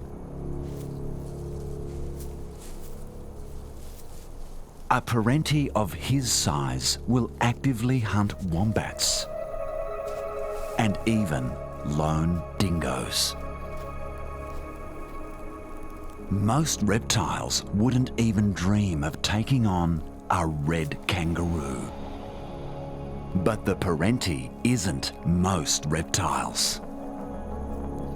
He can do something other lizards can't. Parentis can run and breathe at the same time.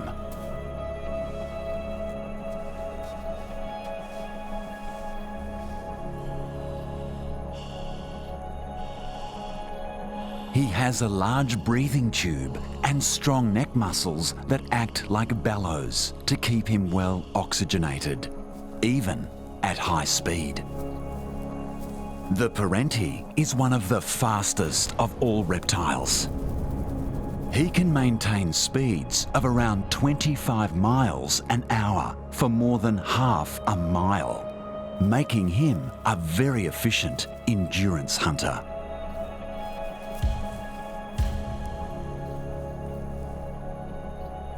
Even so, a kangaroo is no easy target.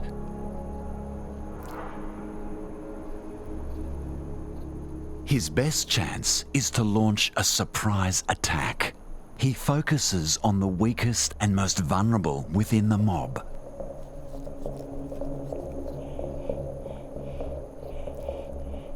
This predator's festering mouth oozes more than drool.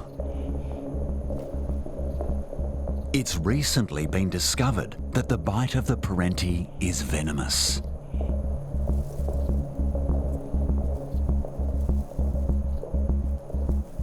Anticoagulants contained within the venom induce a collapse in blood pressure, and dizziness soon subdues the victim. Selecting an unwary target, his approach is silent. But the desert community is always alert to stalkers.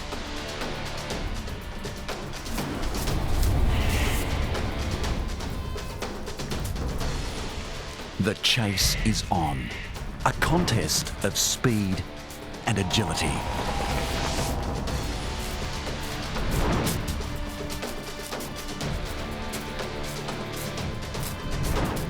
On the open plain, the kangaroo would be much faster. But while navigating the low desert scrub, it struggles to reach top speed.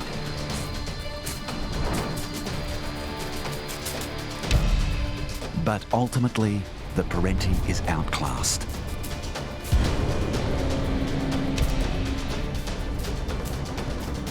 There's little shame in being outrun by this iconic Australian sprinter.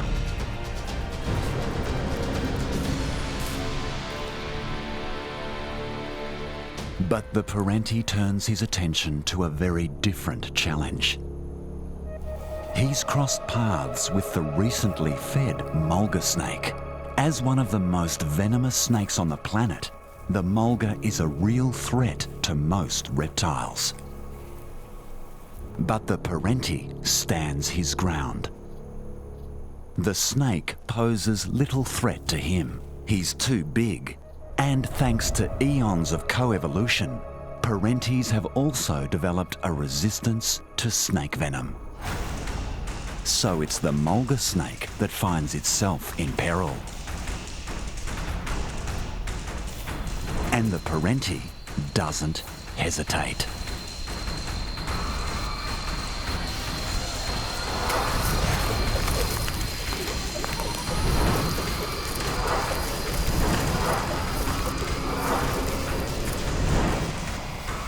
It's a sizable meal that will provide this unscrupulous predator with enough energy to stalk his next victim.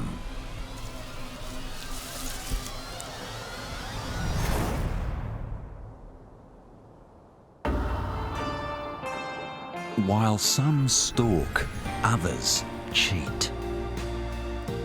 Why waste valuable energy in chasing prey when gullible victims can be lured to their deaths? The desert is full of swindlers, but none is more crafty than the sly and ruthless death adder.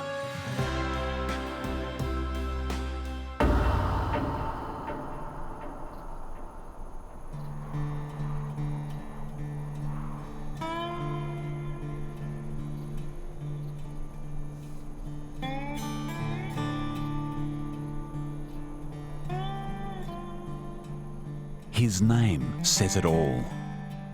Like the mulga, the death adder is among the world's deadliest snakes.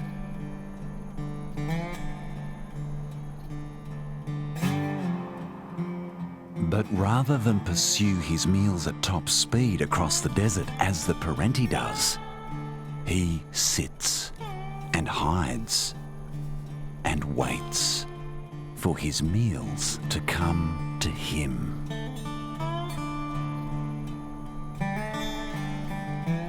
The soft desert colours of the death adder's 2-foot-long body blend in perfectly with his arid surroundings.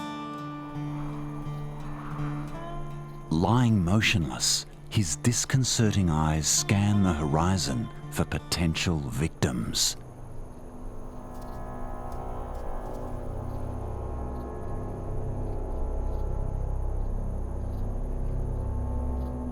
This wandering skink has no idea he's there. When it comes to launching his lethal attack, surprise is everything. For a successful kill, he needs to entice the skink to within optimum striking distance. Ever the swindler, this crafty desert con artist unveils a secret weapon.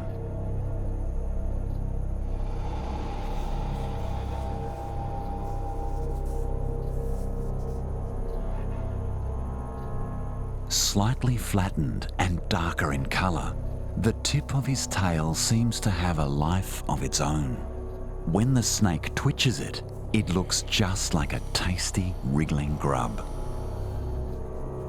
This cunning optical illusion creates an irresistible honey trap for a hungry skink. But the curious skink remains just out of range. So cold and calculating, the death adder slowly moves the lure closer to his head. His trap is now set.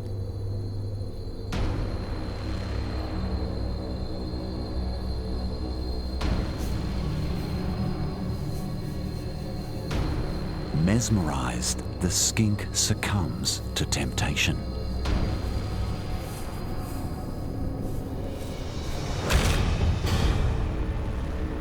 It's the fastest strike of all Australian snakes.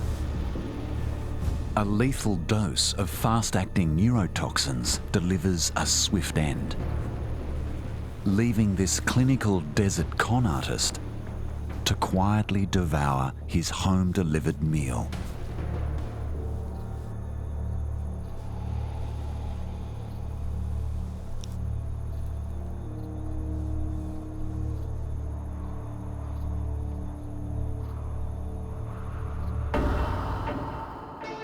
The death adder is not the only master of disguise in the Australian desert. It's been said that the greatest trick that the devil ever performed was to convince others that he doesn't exist. The thorny devil is a prickly customer with a knack for blending in.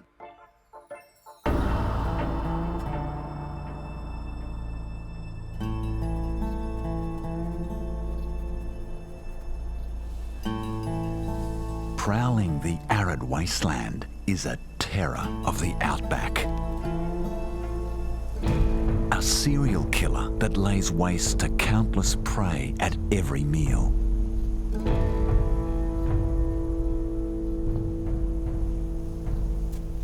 This beast is the stuff of nightmares. At least that's how the ants of the outback perceive the thorny devil,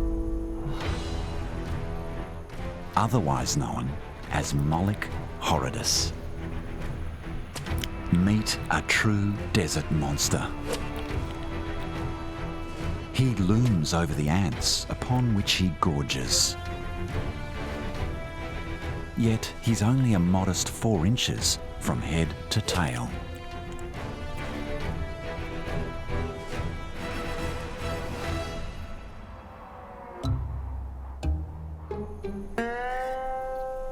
Rather than use up energy in the desert heat chasing after prey, he strategically positions himself along ant trails, letting his meal come to him.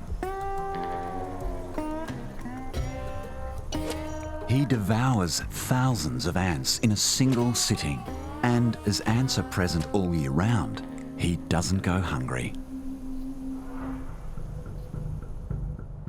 But he's not the only predator here. The desert is full of hunters much larger than him.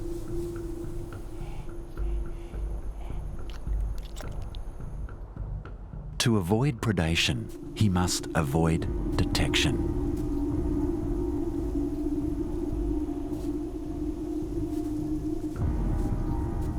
He blends in with his surroundings.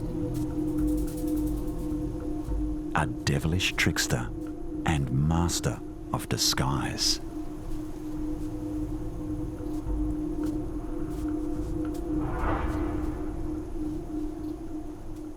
With all the swagger of a punk rocker, he sways as he walks, mimicking the movement of wind-swept leaves, which helps to conceal his presence from aerial assailants.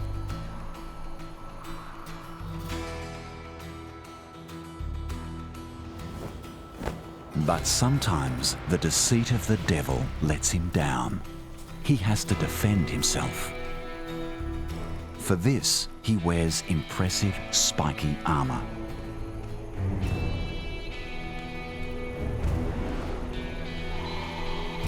He also has a fatty growth on the back of his neck that looks like his head, just enough to fool a predator and shield his real head.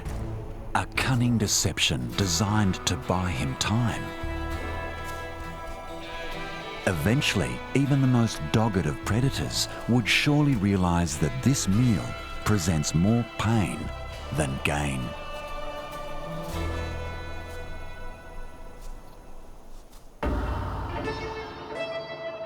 Deceit and deception, smoke and mirrors.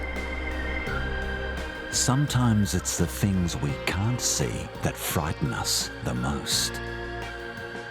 Under the dim light of a full moon, giant huntsman spiders prowl in the dark. And hungry ghost bats watch on from the shadows.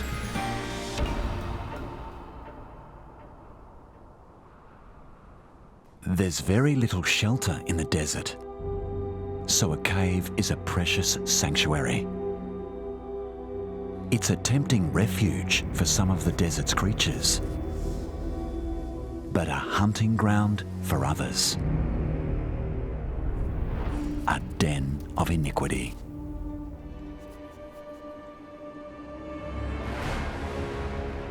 One of the more terrifying residents, the cave huntsman spider.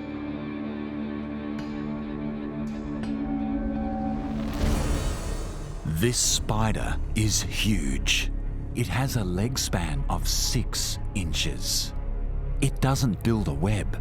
It chases down prey. Insects, lizards, frogs, and even sometimes small mammals. It's one of the fastest spiders in the world. Without a web to detect prey, the hairs on its legs pick up vibrations in the air, and sharp vision helps to pinpoint a victim. A dunnart. These rodent-sized nocturnal marsupials have yet to leave their daytime retreat. The spider singles out a target. But the setting sun has stirred other terrors within the cave. Ghost bats awaken with murderous appetites. And they've also noticed the tasty morsels scampering across the cave floor.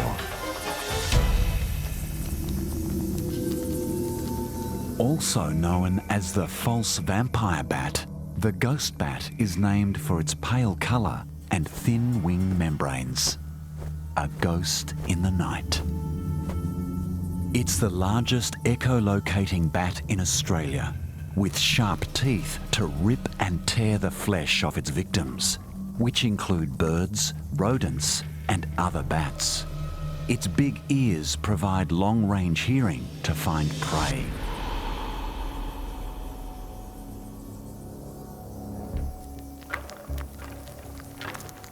Roosting in the roof of the cave, it quickly devours the dunnart, leaving little but fur and bones.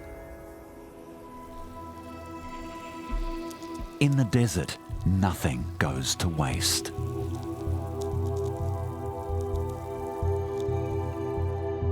Cheated out of a potential meal, the spider won't go hungry for long. It's identified another victim.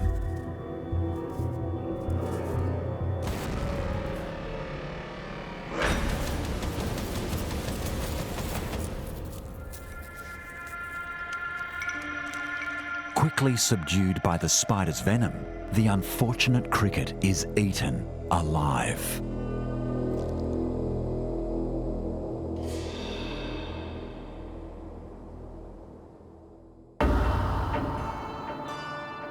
In these parts, hiding in the shadows is no safe bet.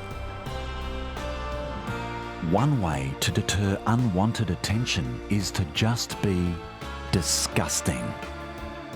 One repugnant reptile keeps predators at bay by smelling worse than death. The spiny-tailed gecko.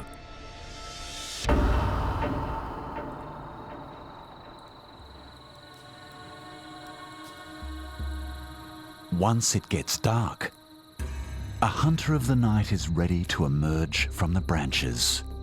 She's spent all day basking in the safety of the treetops.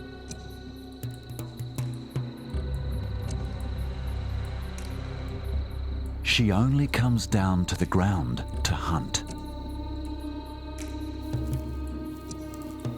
Spiny-tailed geckos can see perfectly well in the dark. Nocturnal geckos are unusual. They're one of the few creatures that can see colour at night.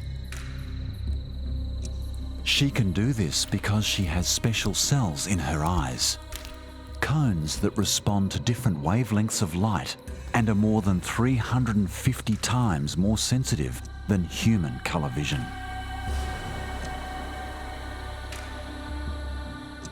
This sensitive colour vision is just right for hunting in the dark. But there are others who can also see at night.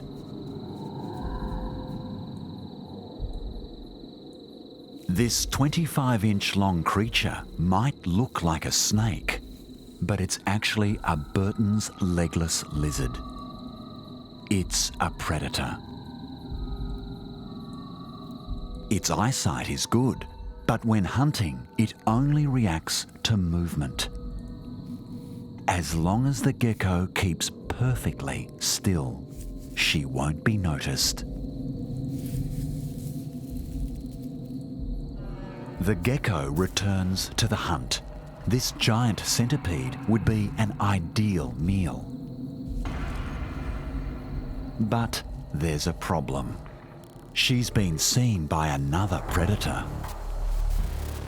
This time, it is a snake, a highly venomous one, the ringed brown snake.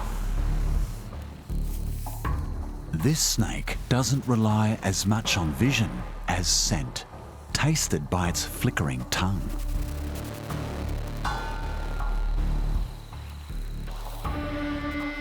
Keeping stock still won't save the gecko now, but her night vision is so sensitive that she can tell the difference between the snake and the legless lizard, even in the dark. So she employs another defense. She secretes a foul-smelling liquid from glands in her tail. The pungent odour completely overwhelms the snake's sense of smell. A powerful deterrent.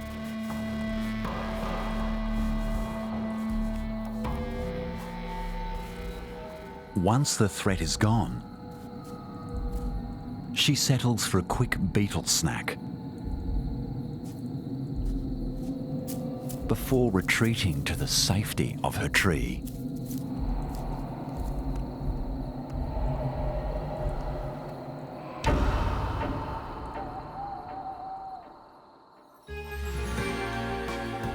While the spiny-tailed gecko finds refuge in the treetops, for others, the canopy harbours unseen dangers. With nocturnal predators lurking, crimes of passion play out amongst the branches.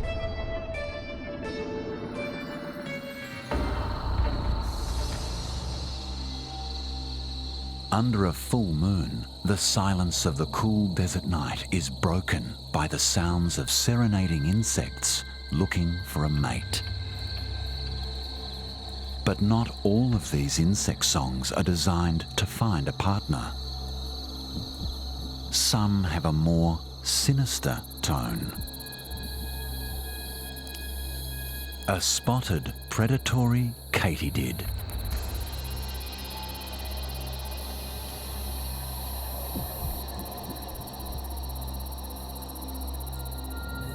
Also known as bush crickets, some katydids are happy munching on leaves, but not this one. It looks like an alien from a sci-fi movie. It's covered in sharp spines and armed with equally sharp jaws. And it has long antennae that can sense the slightest movement in the dark. Every bit an alien predator. Its victims are cicadas. After dark, male cicadas call to females, who respond with a chirp, so the male can find its mate. Each species of cicada has its own song and answering call.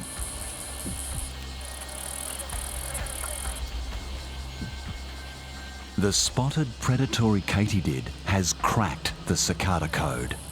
It can mimic those enticing female chirps with a flick of its long wings and pulsating body.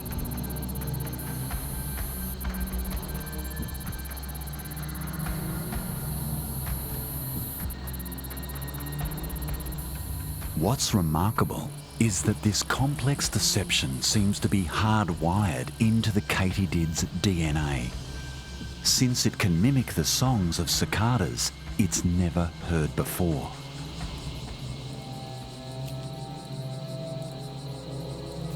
This one's detected a likely victim.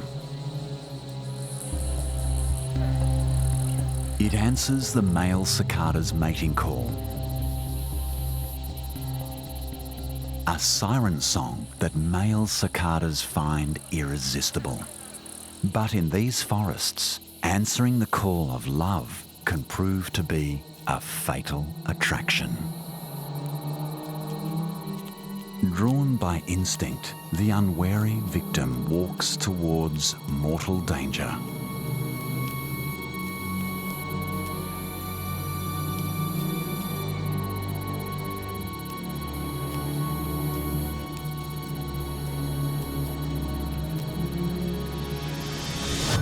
Once it's close enough, the katydid uses its powerful back legs to pounce.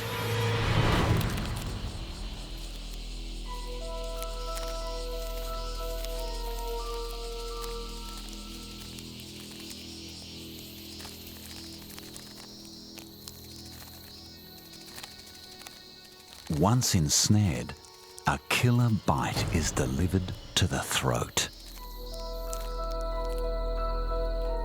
It's all over.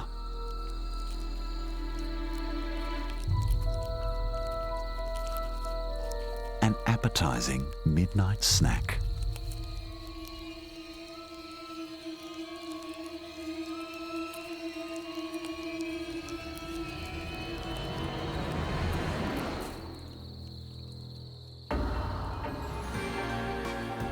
It's said that the apple doesn't fall far from the tree. But sometimes, no matter how good the example set by parents, the kids are naturally prone to antisocial behaviour.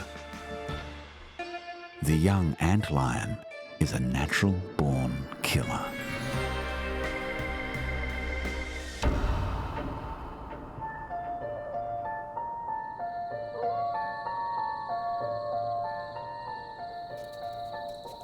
Among the monsters haunting the desert night, a juvenile delinquent terrorises the microcosmic underworld. The antlion. It is the nymph phase of the lacewing. The decidedly more elegant adult feeds on pollen, nectar, and the odd aphid. But in its larval stage, the antlion is a menacing carnivore.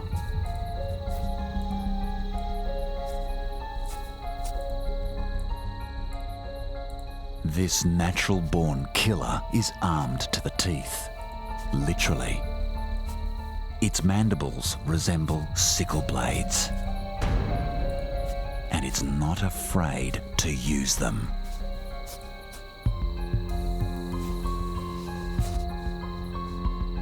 It preys on passers-by, building a trap, one of the most efficient traps in the animal kingdom. The antlion begins construction by crawling backwards, using its abdomen as a plough, shoveling up the sand. Then throws each little pile clear of the scene. He keeps moving round and round to make the pit deeper. About 3 inches across and 2 inches deep, until the slope is as steep as it can be without collapsing. A death trap. A masterpiece of devious engineering. Hiding just under the surface, it lies in wait for innocent passers-by. Concealed beneath the sand, the larva can sense faint ground vibrations. The spider wanders close, but not close enough.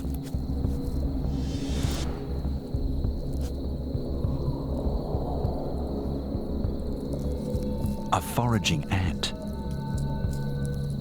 moving closer.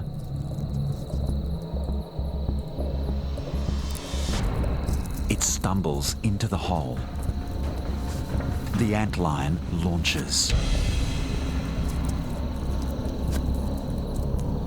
But this lucky ant finds its footing and escapes a gruesome death.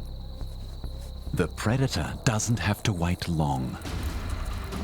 Another ant tumbles into the trap, and this one can't get out. The sandy wall is unstable by design. The larva now throws sand at the ant to knock it off balance and creates an avalanche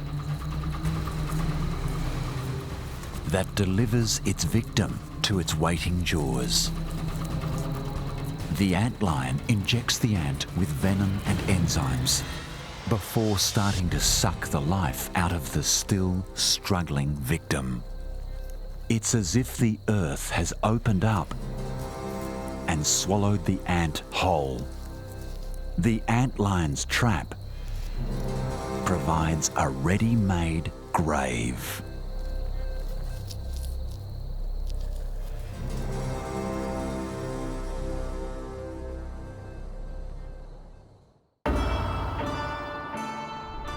The Australian desert is full of pitfalls. While some assaults come from below, it pays to keep a watchful eye on the sky. Because out here, death can also rain from above. The wedge-tailed eagle is an aerial assassin.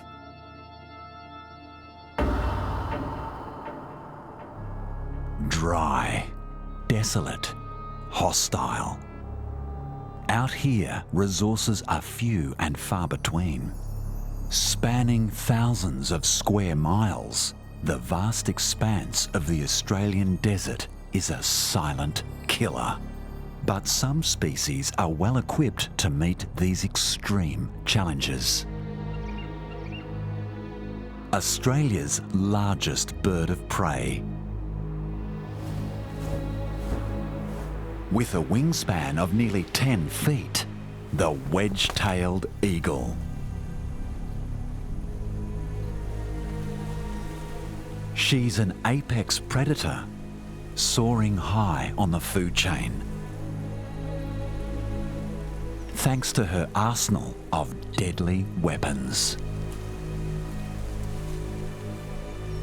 Her hooked beak is for tearing flesh, dead or alive. But it's her wickedly sharp, switchblade-like talons that do the real damage.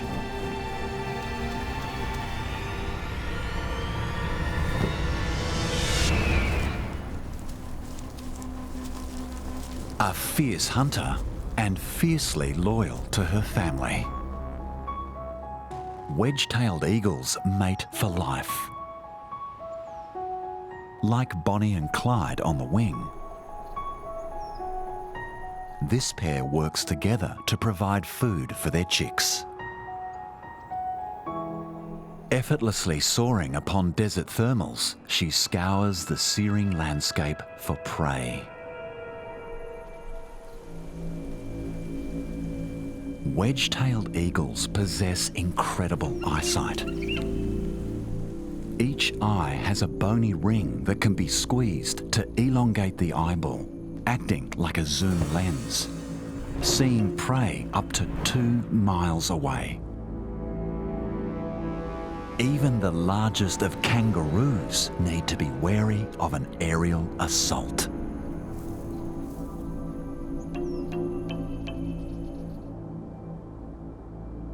Movement amongst the boulders has caught her eye.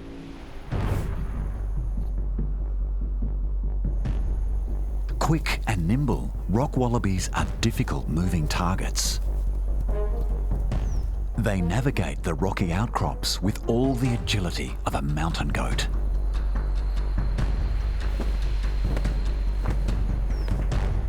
The wallabies know they're being hunted and scramble. Their best chance of survival is to find cover. For those that don't, it's open season.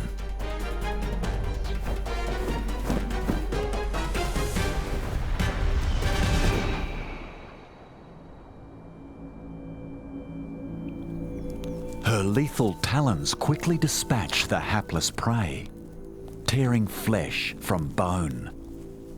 Her curved beak makes short work of the carcass. A kill of this size is enough to feed the entire family. The pair has 2 chicks, recently hatched, and voraciously hungry. There's no rest for the adult eagles, as the kids constantly demand their pound of flesh. Creatures of the plains beware. These winged assailants have an insatiable appetite.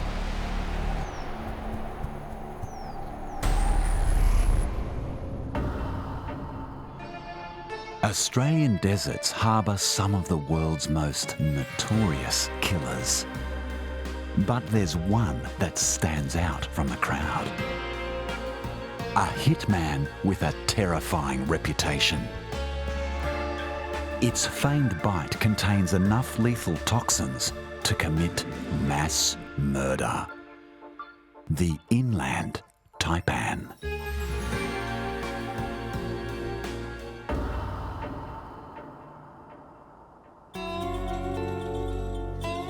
Australian deserts are home to a disproportionate number of venomous reptiles, armed with chemical weapons that kill with horrifying efficiency. But of all the world's venomous snakes, the inland taipan is the supreme master. One drop of its venom would kill 250,000 mice in a matter of seconds, or 100 men in under an hour. But in order to feed, this 6-foot-long female must first locate a victim. Luckily, she's armed with more than venom.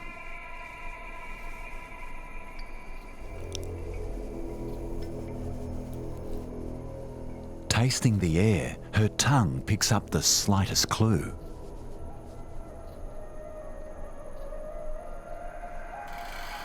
Just a molecule of scent gives the prey away.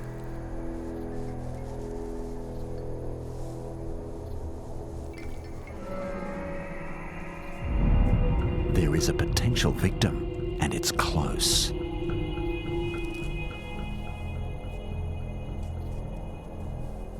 This cold-blooded killer prefers warm-blooded prey.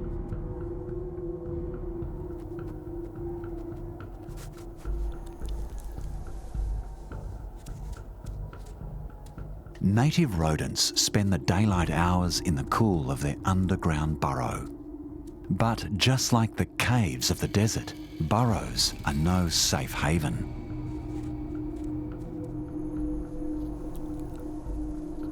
The taipan's smooth, glossy scales allow for a silent approach.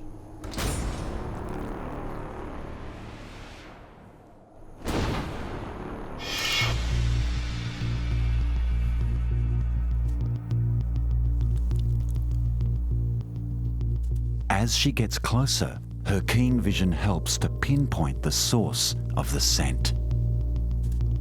If these agile rodents sense her presence, they will try to escape or lash out with sharp claws and teeth.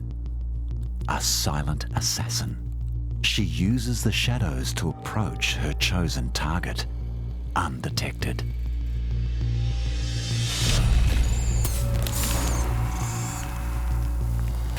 It's all over in the blink of an eye.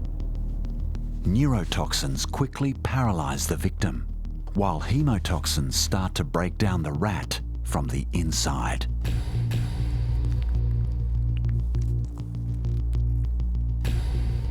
Chalking up yet another notch on her belt, this proficient killer won't need to eat again for several weeks. Which is good news for the other creatures of the desert. Forged by extremes, the predators of Australia's deserts are built tough. They cheat and steal, stalk and con, slash and maim. Deadly Australians that will do whatever it takes to survive in this arid wasteland.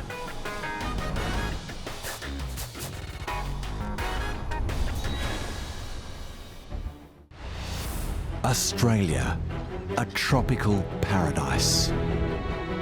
But these pristine waters conceal sinister undercurrents. The oceans surrounding this island continent are home to some of the deadliest creatures known to man.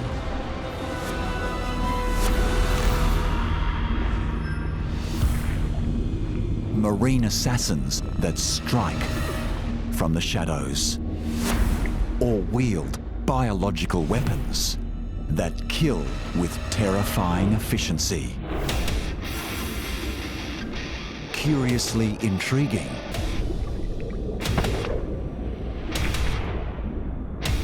exquisitely beautiful, and exceptionally lethal.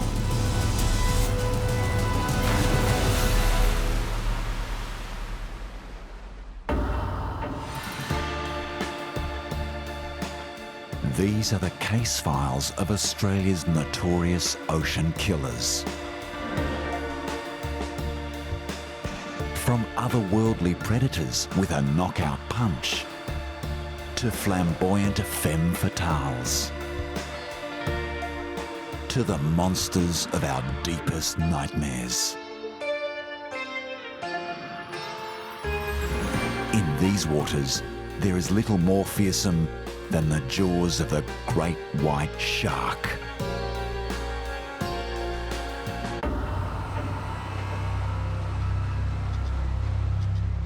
Perfectly adapted marine predators, sharks have prowled the oceans for more than 400 million years.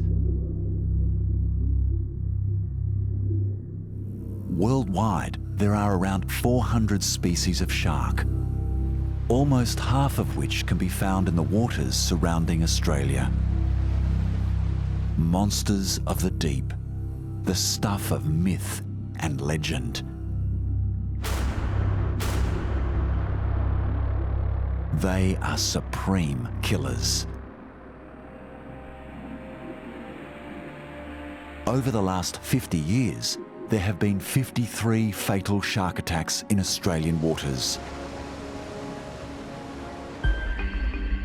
But usually, these so-called man-eaters prefer prey of a different flavour. Hammerhead sharks hunt stingrays. Tiger sharks attack and kill turtles and even other sharks. But there is a giant amongst their number with a taste for warm-blooded victims. It's the largest of all flesh-eating sharks. The great white, one of the most feared predators on Earth. But it is not human flesh that whets this monster's appetite. Inhabiting the colder coastline of southern Australia, fur seals make for tempting appetizers. While sea lions are the main course, the colonies here make up a significant part of the great white's diet. This alpha male sea lion watches over a group of females and their pups. On land, they appear cumbersome and clumsy.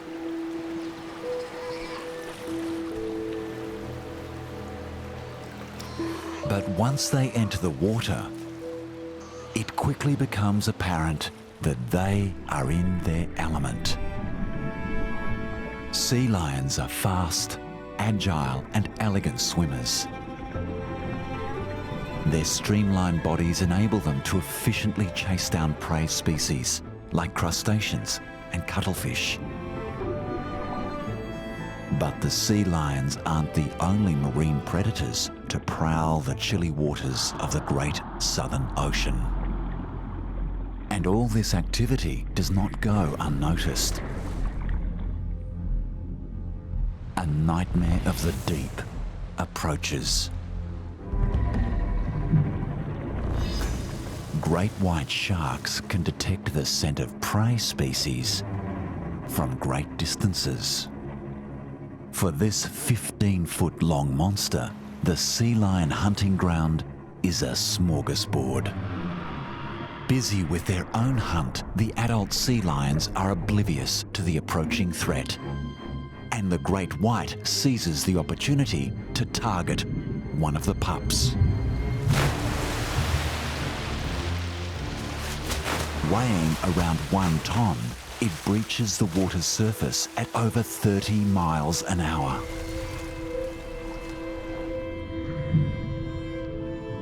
Returning to the beach, the adult sea lions have one less mouth to feed. Even the most attentive of parents have little hope of defending against such an overwhelming force of nature.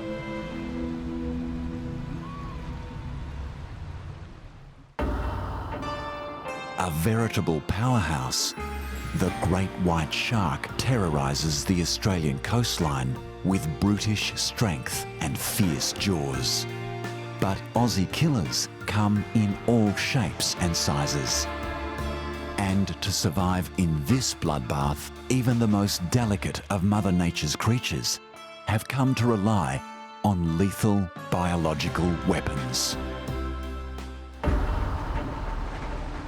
Far from the frigid waters of the Great Southern Ocean, the warm seas of Australia's tropical north appear to be a swimmer's paradise. But looks can be deceiving. Every year from November to April, blooms of jellyfish lay siege to Australia's northern coastline.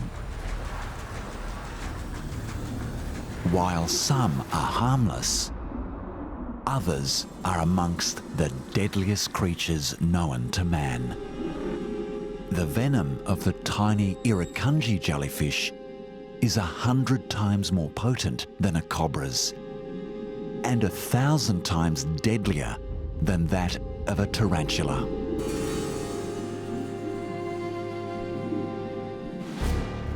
But irukandji aren't considered to be the most dangerous marine stingers in these waters.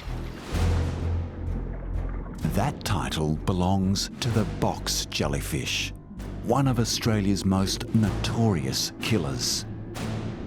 Over the last 130 years, these aquatic assassins have claimed the lives of more than 70 people.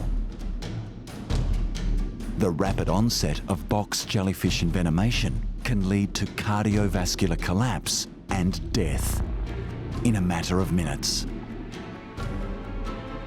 It's a terrifyingly efficient way to subdue prey, which is typically small fish.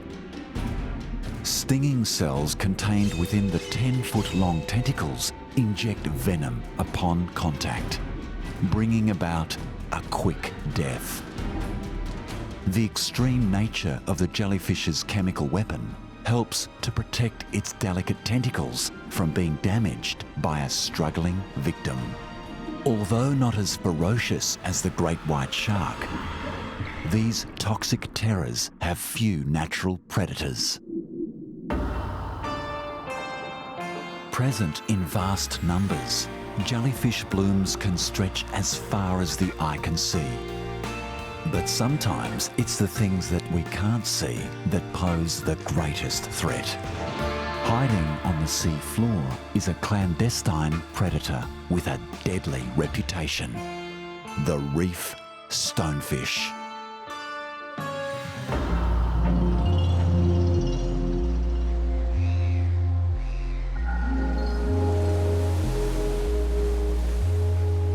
Spanning over 1,250 square miles, Australia's Great Barrier Reef is the largest living structure on the planet. But amongst this beauty, unseen terrors lie in wait.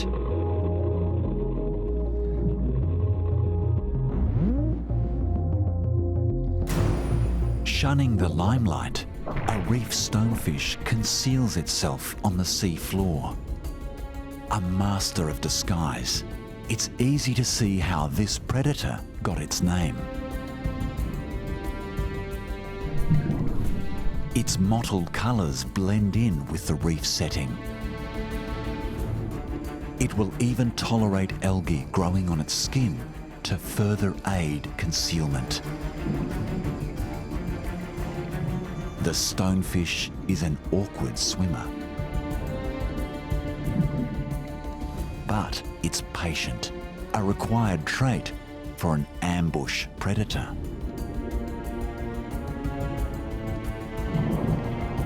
By burying itself in the sandy seabed, it becomes almost invisible.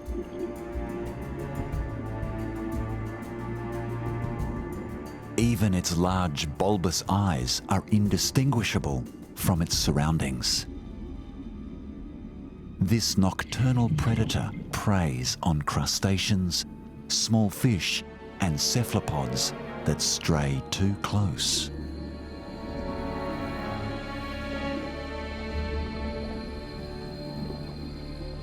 The slightest movement would betray its presence. Surprise is everything. The stonefish's strike is explosive.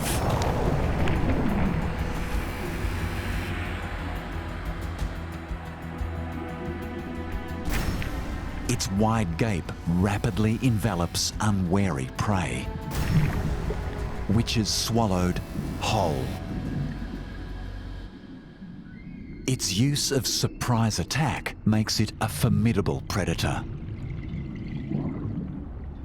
But the stonefish is most renowned for its deadly defense. It's the most venomous fish in the world. Concealed within its dorsal fin are 13 needle-like spines. Fed by venom glands, these spines form a lethal defensive array. A toxin unique to stonefish, known as verruca toxin, attacks the nervous and circulatory systems and can prove fatal to would-be predators. In humans, stonefish envenomation can result in severe pain and life-threatening restrictions to blood flow and breathing. Hunters beware. More often than not, these silent assassins will have the last laugh.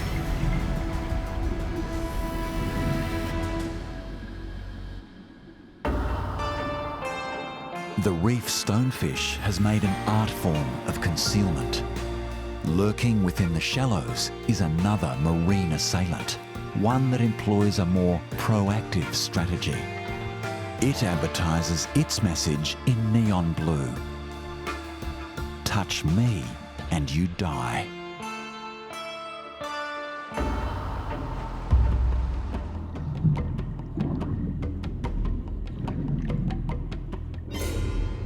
Roughly the size of a baseball, the soft-bodied blue-lined octopus looks deceptively vulnerable. And with a relatively short lifespan of just 7 months, the species depends upon some rather extreme survival strategies. This sea snake is prowling for food. The octopus has a choice to make: hide or stand and fight. It opts to hide. Like most cephalopods, the blue-lined octopus is a master of disguise. Sophisticated skin tissues allow it to rapidly change not only its colours, but also the texture of its skin to better blend in with its surroundings. The sea snake continues its search for a meal.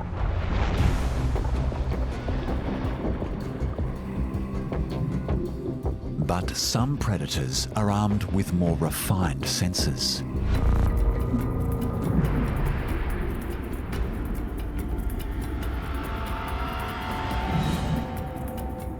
The hammerhead shark possesses an array of electroreceptors that can detect even the best hidden of prey on the seafloor.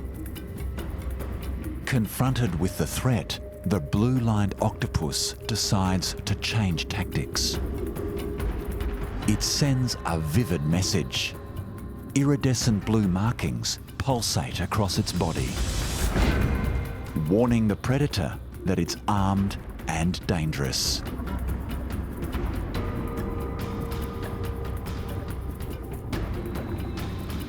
Its deadly bite is 10,000 times more toxic than cyanide. In humans, envenomation can cause respiratory failure, leading to cardiac arrest and eventually death in as little as a few minutes. In nature, such threat displays are generally heeded, and the hammerhead continues on its way.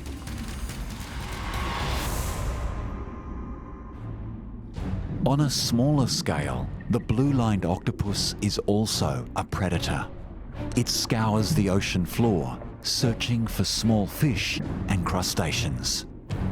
As a soft-bodied cephalopod, it's vulnerable to counterattack, and this crab's pincers could inflict grievous bodily harm, albeit in self-defense.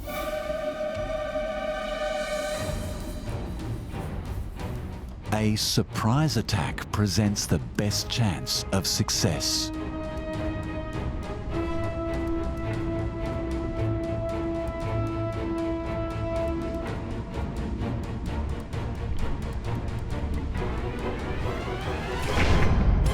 The octopus's dexterous tentacles restrain the crab's menacing claws, while its sharp beak easily penetrates the crab's exoskeleton, delivering its toxic bite.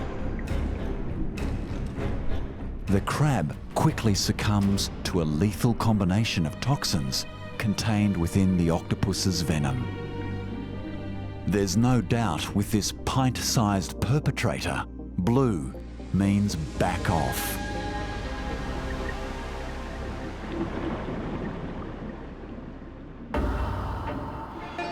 Flashing its blues works well for the octopus, a vivid warning signal, But when danger comes close, it helps to pack a powerful punch.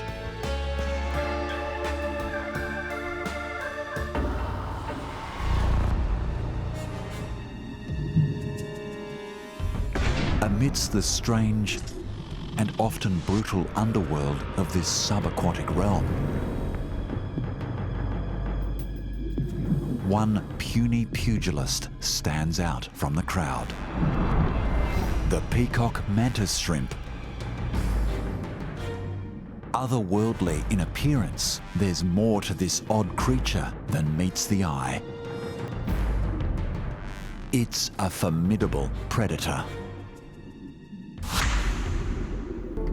Its bizarre appearance is the result of 80 million years of evolution. With an appendage for every occasion, the peacock mantis shrimp is the Swiss Army knife of the marine world.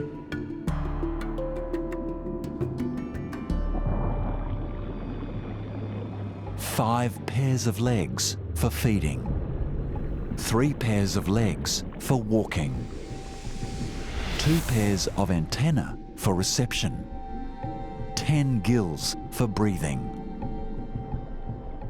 2 eye stalks bearing an extraordinary pair of compound eyes, and even a set of windscreen wipers. But of its 34 appendages, it's those club-shaped limbs at the fore that make it a true killer.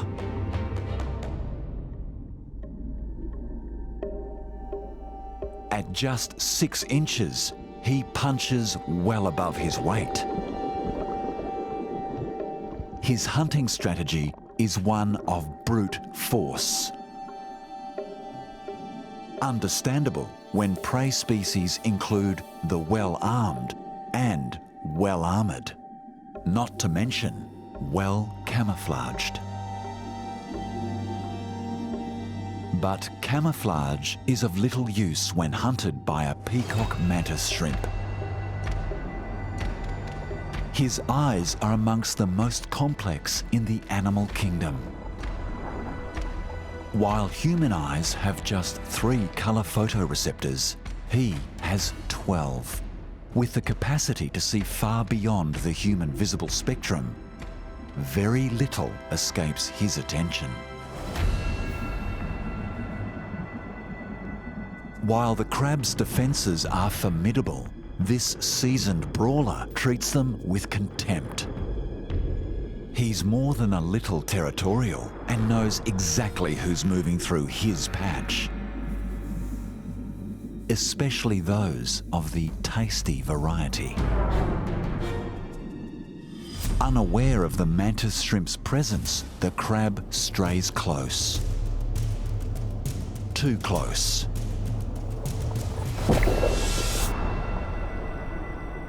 With the velocity of a .22 caliber bullet, the mantis shrimp strike is the fastest in the animal kingdom.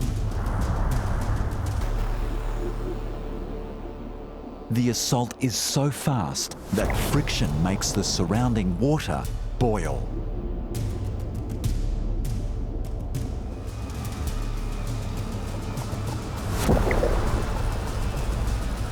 The devastating punch knocks limbs off the victim and delivers a quick death. With built-in cutlery at his disposal, his home-delivered crab meat meal is ready to eat.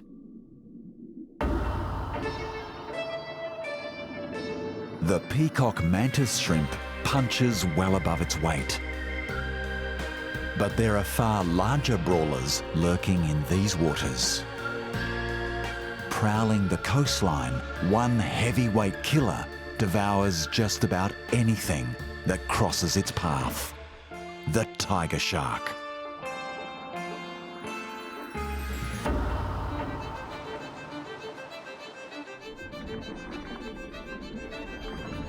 The complex structures of Australia's Great Barrier Reef form the foundations of a bright and bustling metropolis.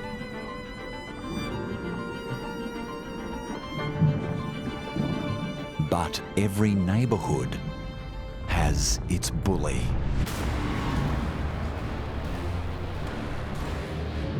Growing to more than 5 metres long, tiger sharks are aggressive predators. In these waters, few are safe from their insatiable appetite. Tiger sharks are responsible for a large percentage of fatal attacks upon humans. But these monsters will more often prey on marine mammals, stingrays, even other sharks. In Australia's far north, tigers have developed more refined tastes. They've become specialised hunters. Between November and April, tiger sharks gather here in large numbers, travelling from as far afield as Papua New Guinea. They're attracted by a natural phenomenon. Rain Island is the world's largest green sea turtle nesting site. But to lay their eggs, the sea turtles must make it to shore. And that's no easy feat. As they approach the beach, the sea turtles must run the shark gauntlet. Tigers prefer to launch their deadly assault from below. So the seafloor offers some protection against surprise attack. But the turtles must occasionally surface to breathe.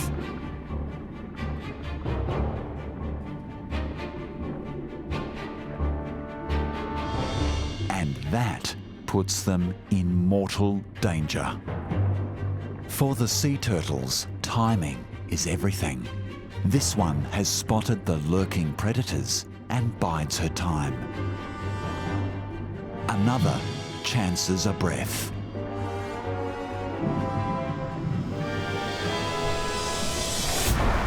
And pays the ultimate price. Once dispatched, the tiger shark uses powerful jaws and serrated teeth to dismember its victim, shell and all. Amidst the feeding frenzy, the onlooker breaks from cover and makes a final dash for the beach. She's one of the lucky ones. Many turtles will not make landfall. Instead, falling victim to the murderous appetites of the tigers that ruthlessly prowl the neighbourhood.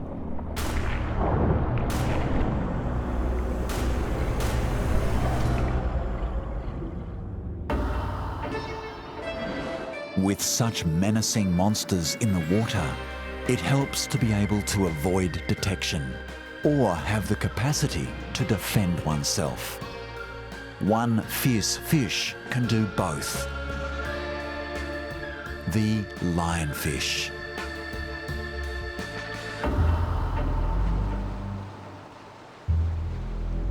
The cold-blooded killers in Australia's coastal waters are armed with jaws, harpoons, and gruesome spikes. But few are as flamboyant as the lionfish. It's named for its long flowing fins that resemble a lion's mane. Beautiful, but deadly. A femme fatale.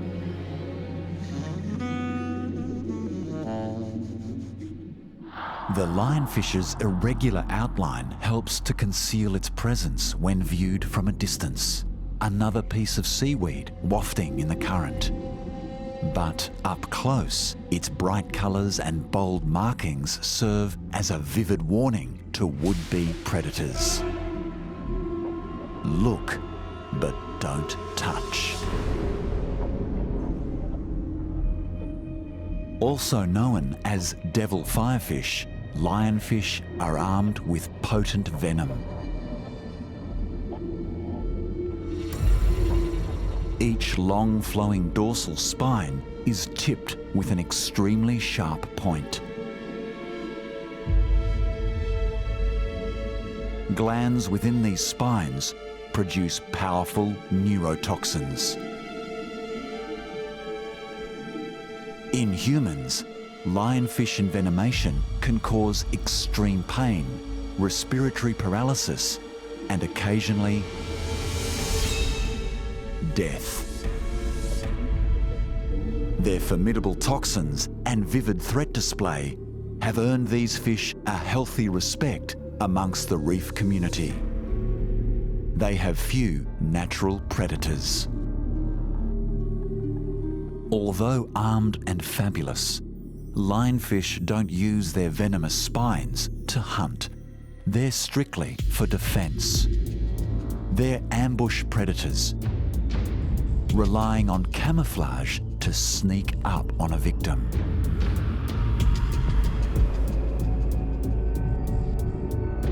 Unaware of its presence, small reef fish make for easy targets.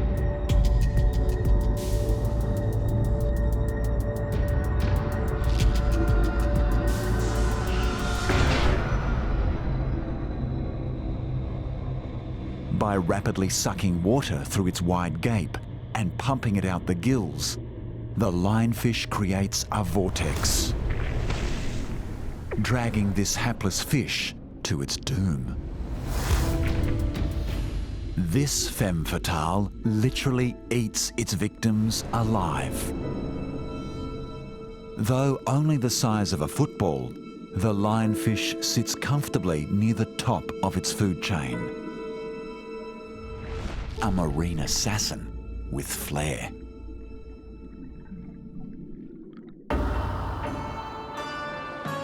While the stealthy lionfish terrorizes inhabitants of the reef, there is another killer here that attacks the reef itself. A notorious predator that leaves death and destruction in its wake. But it too has its nemesis.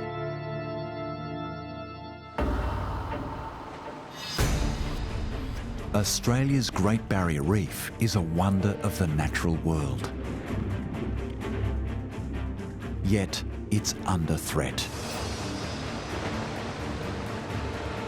Rising sea temperatures attributed to global warming are killing off the corals that give the reef its structure. Adding to the peril is a natural-born coral killer.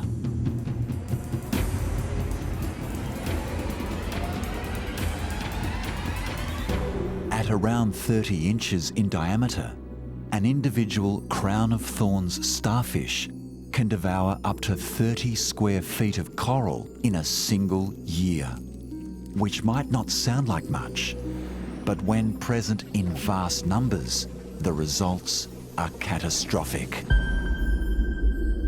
And these sea creatures produce more offspring than any other marine organism on Earth.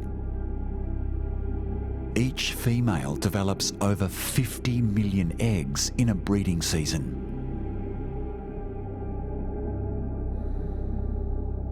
From the age of 6 months, the diet of juvenile starfish is comprised almost entirely of coral.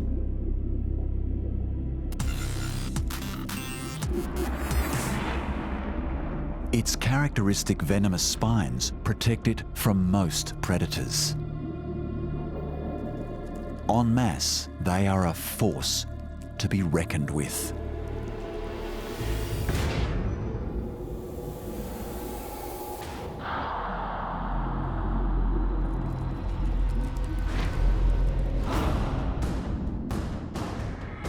Yet, for the reef, there is hope on the horizon.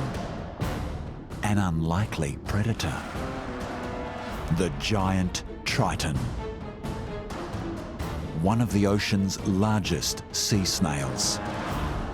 Tritons can measure over 1.5 feet from tip to tail.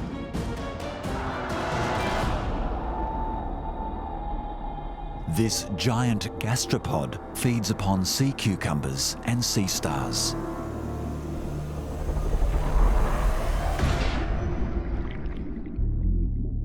the crown of thorns starfish seems to be one of its favourite foods.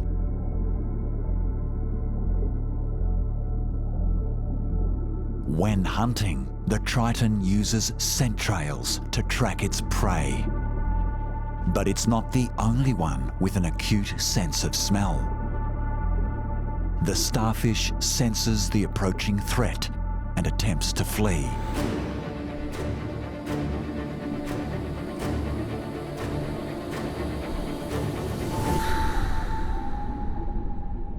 The triton gives chase. It may appear that these creatures are going nowhere fast. But make no mistake, this is an active pursuit. A race to the death.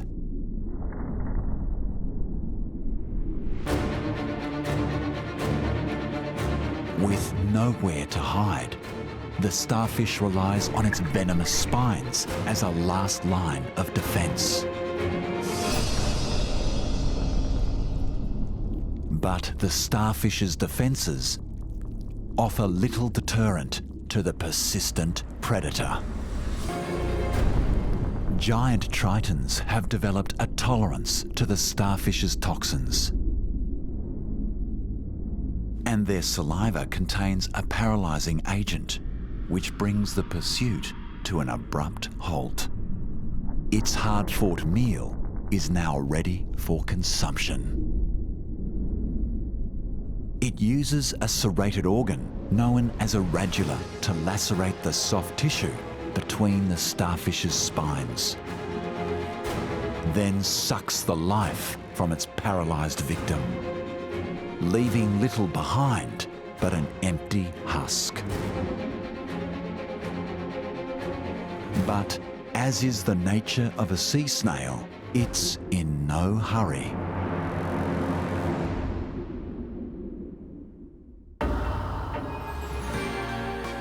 While giant tritons patiently stalk their prey across the seafloor, other marine predators move with speed and precision. The streamlined bodies of sea snakes have evolved to be fast, agile, and deadly.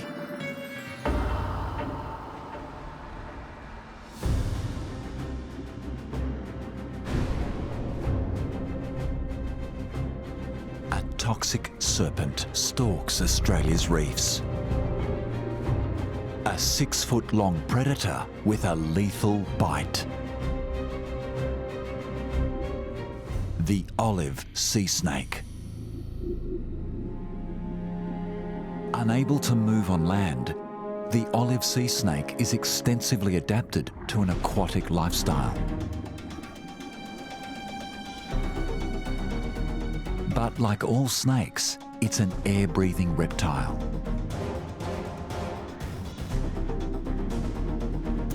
It has a giant lung that runs nearly the length of its body, allowing it to stay submerged for hours at a time.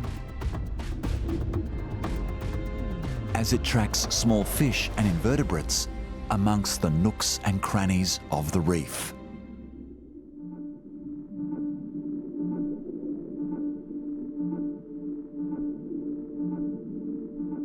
Specialised valves in the sea snake's nostrils prevent water from entering its lungs when diving. And while its vertically flattened tail provides propulsion when on the hunt, it also serves to protect the snake from becoming the hunted. Like eyes in the back of its head, photoreceptors on top of its tail act as an early warning system to detect passing predators, giving the serpent a head start on hiding from hungry eyes. But for the prey species of this stealthy assassin, there are few places to hide.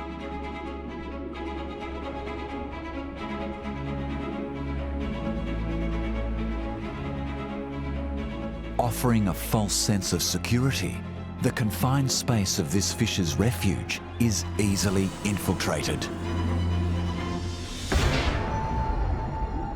The serpent strikes with the longest fangs of all sea snakes, injecting neurotoxic venom and fast-acting peptides that lead to almost instantaneous paralysis. Potentially lethal to humans, this highly toxic venom claims the fish's life within moments.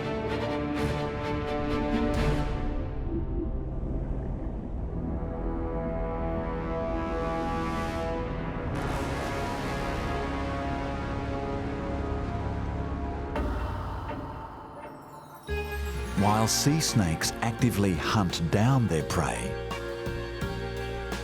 there are other nefarious characters amongst Australia's marine assassins that prefer to lure unsuspecting victims to their death.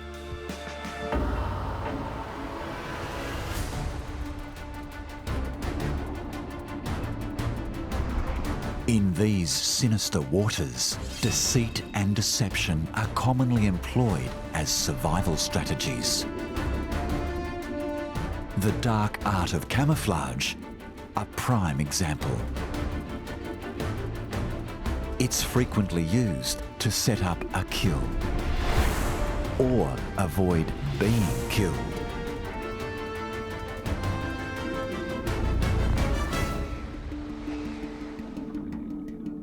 This is one of the craftier perpetrators, the anglerfish, capable of adapting their appearance to suit their environment. These colourful con men are masters of disguise. Instead of swimming, they use their fins to slowly prowl the sea floor in search of prey, like small fish and squid.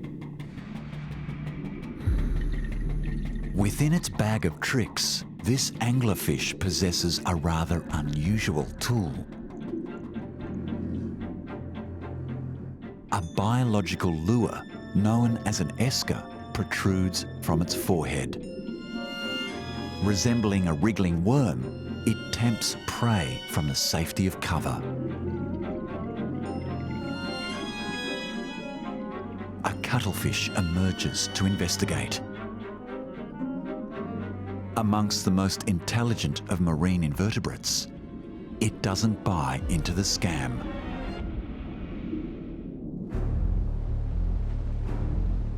Nearby, a painted anglerfish casts its line. But just in case the lure isn't tempting enough, it also secretes a chemical attractant into the surrounding water.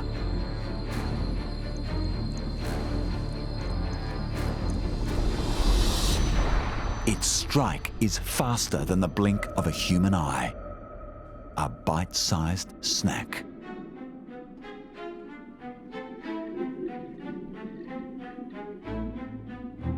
But these remarkable predators are capable of taking much larger prey.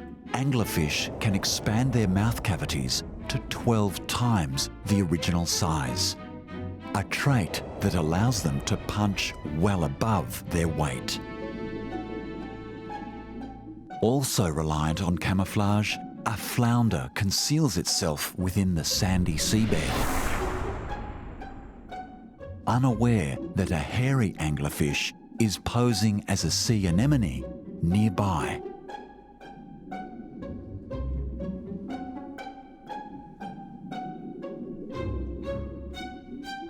Attracted by the disturbance in the sand, the anglerfish moves in to investigate. This big-mouthed predator is quite capable of devouring the flounder whole.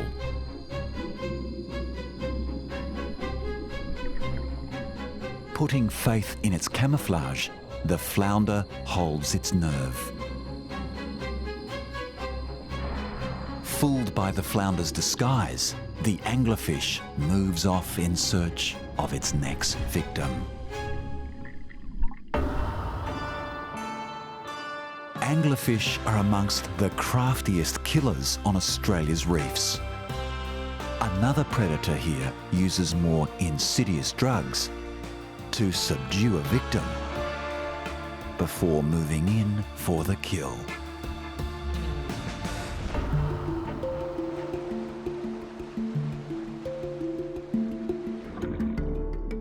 Activity on the reef ebbs and flows with the sunlight filtering to the seabed.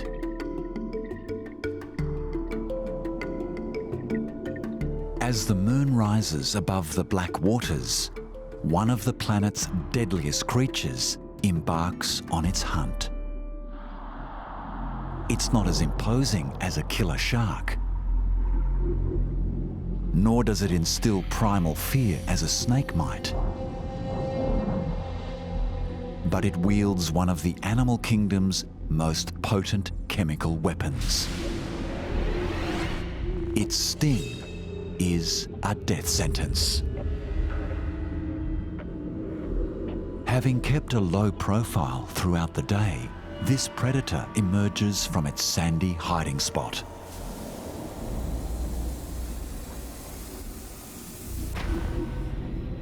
A carnivorous cone snail.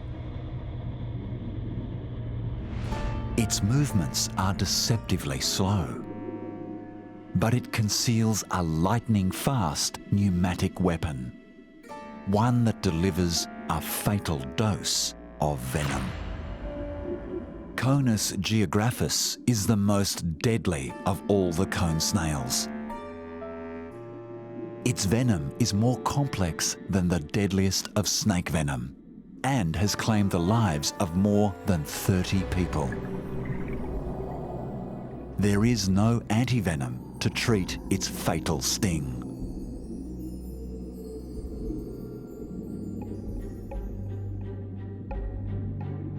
The cone snail prowls the ocean floor, creeping forward with its muscular foot. Its siphon, packed with chemosensors, probes the water. With this appendage, it can sense the chemical trails of prey from considerable distances. It's picked up a scent.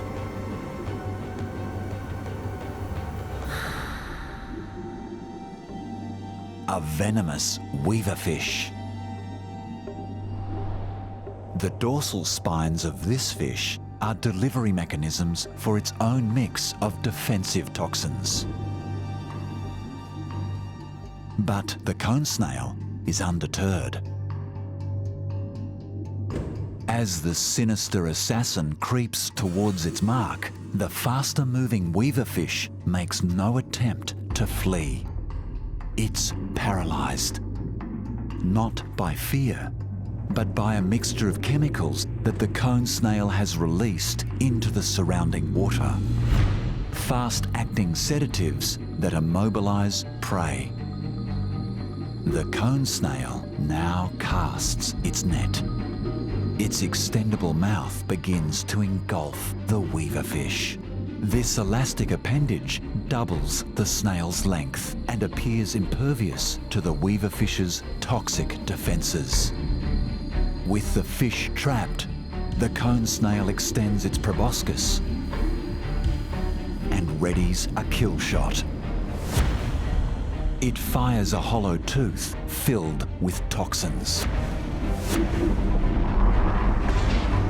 The harpoon floods the fish with venom, instantly attacking the nervous system and shutting down nerve impulses, quickly leading to the prey's demise.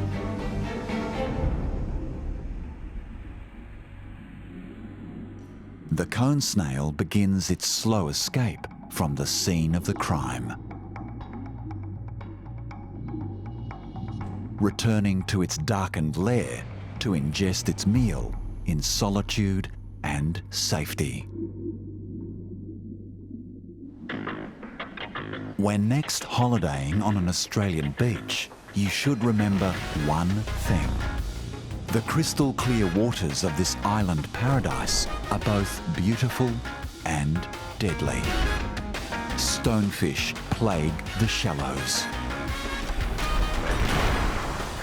Lethal octopi haunt the rock pools. And great white sharks will see you before you see them. Plying the tools of their trade, these deadly Australians are closer than you think.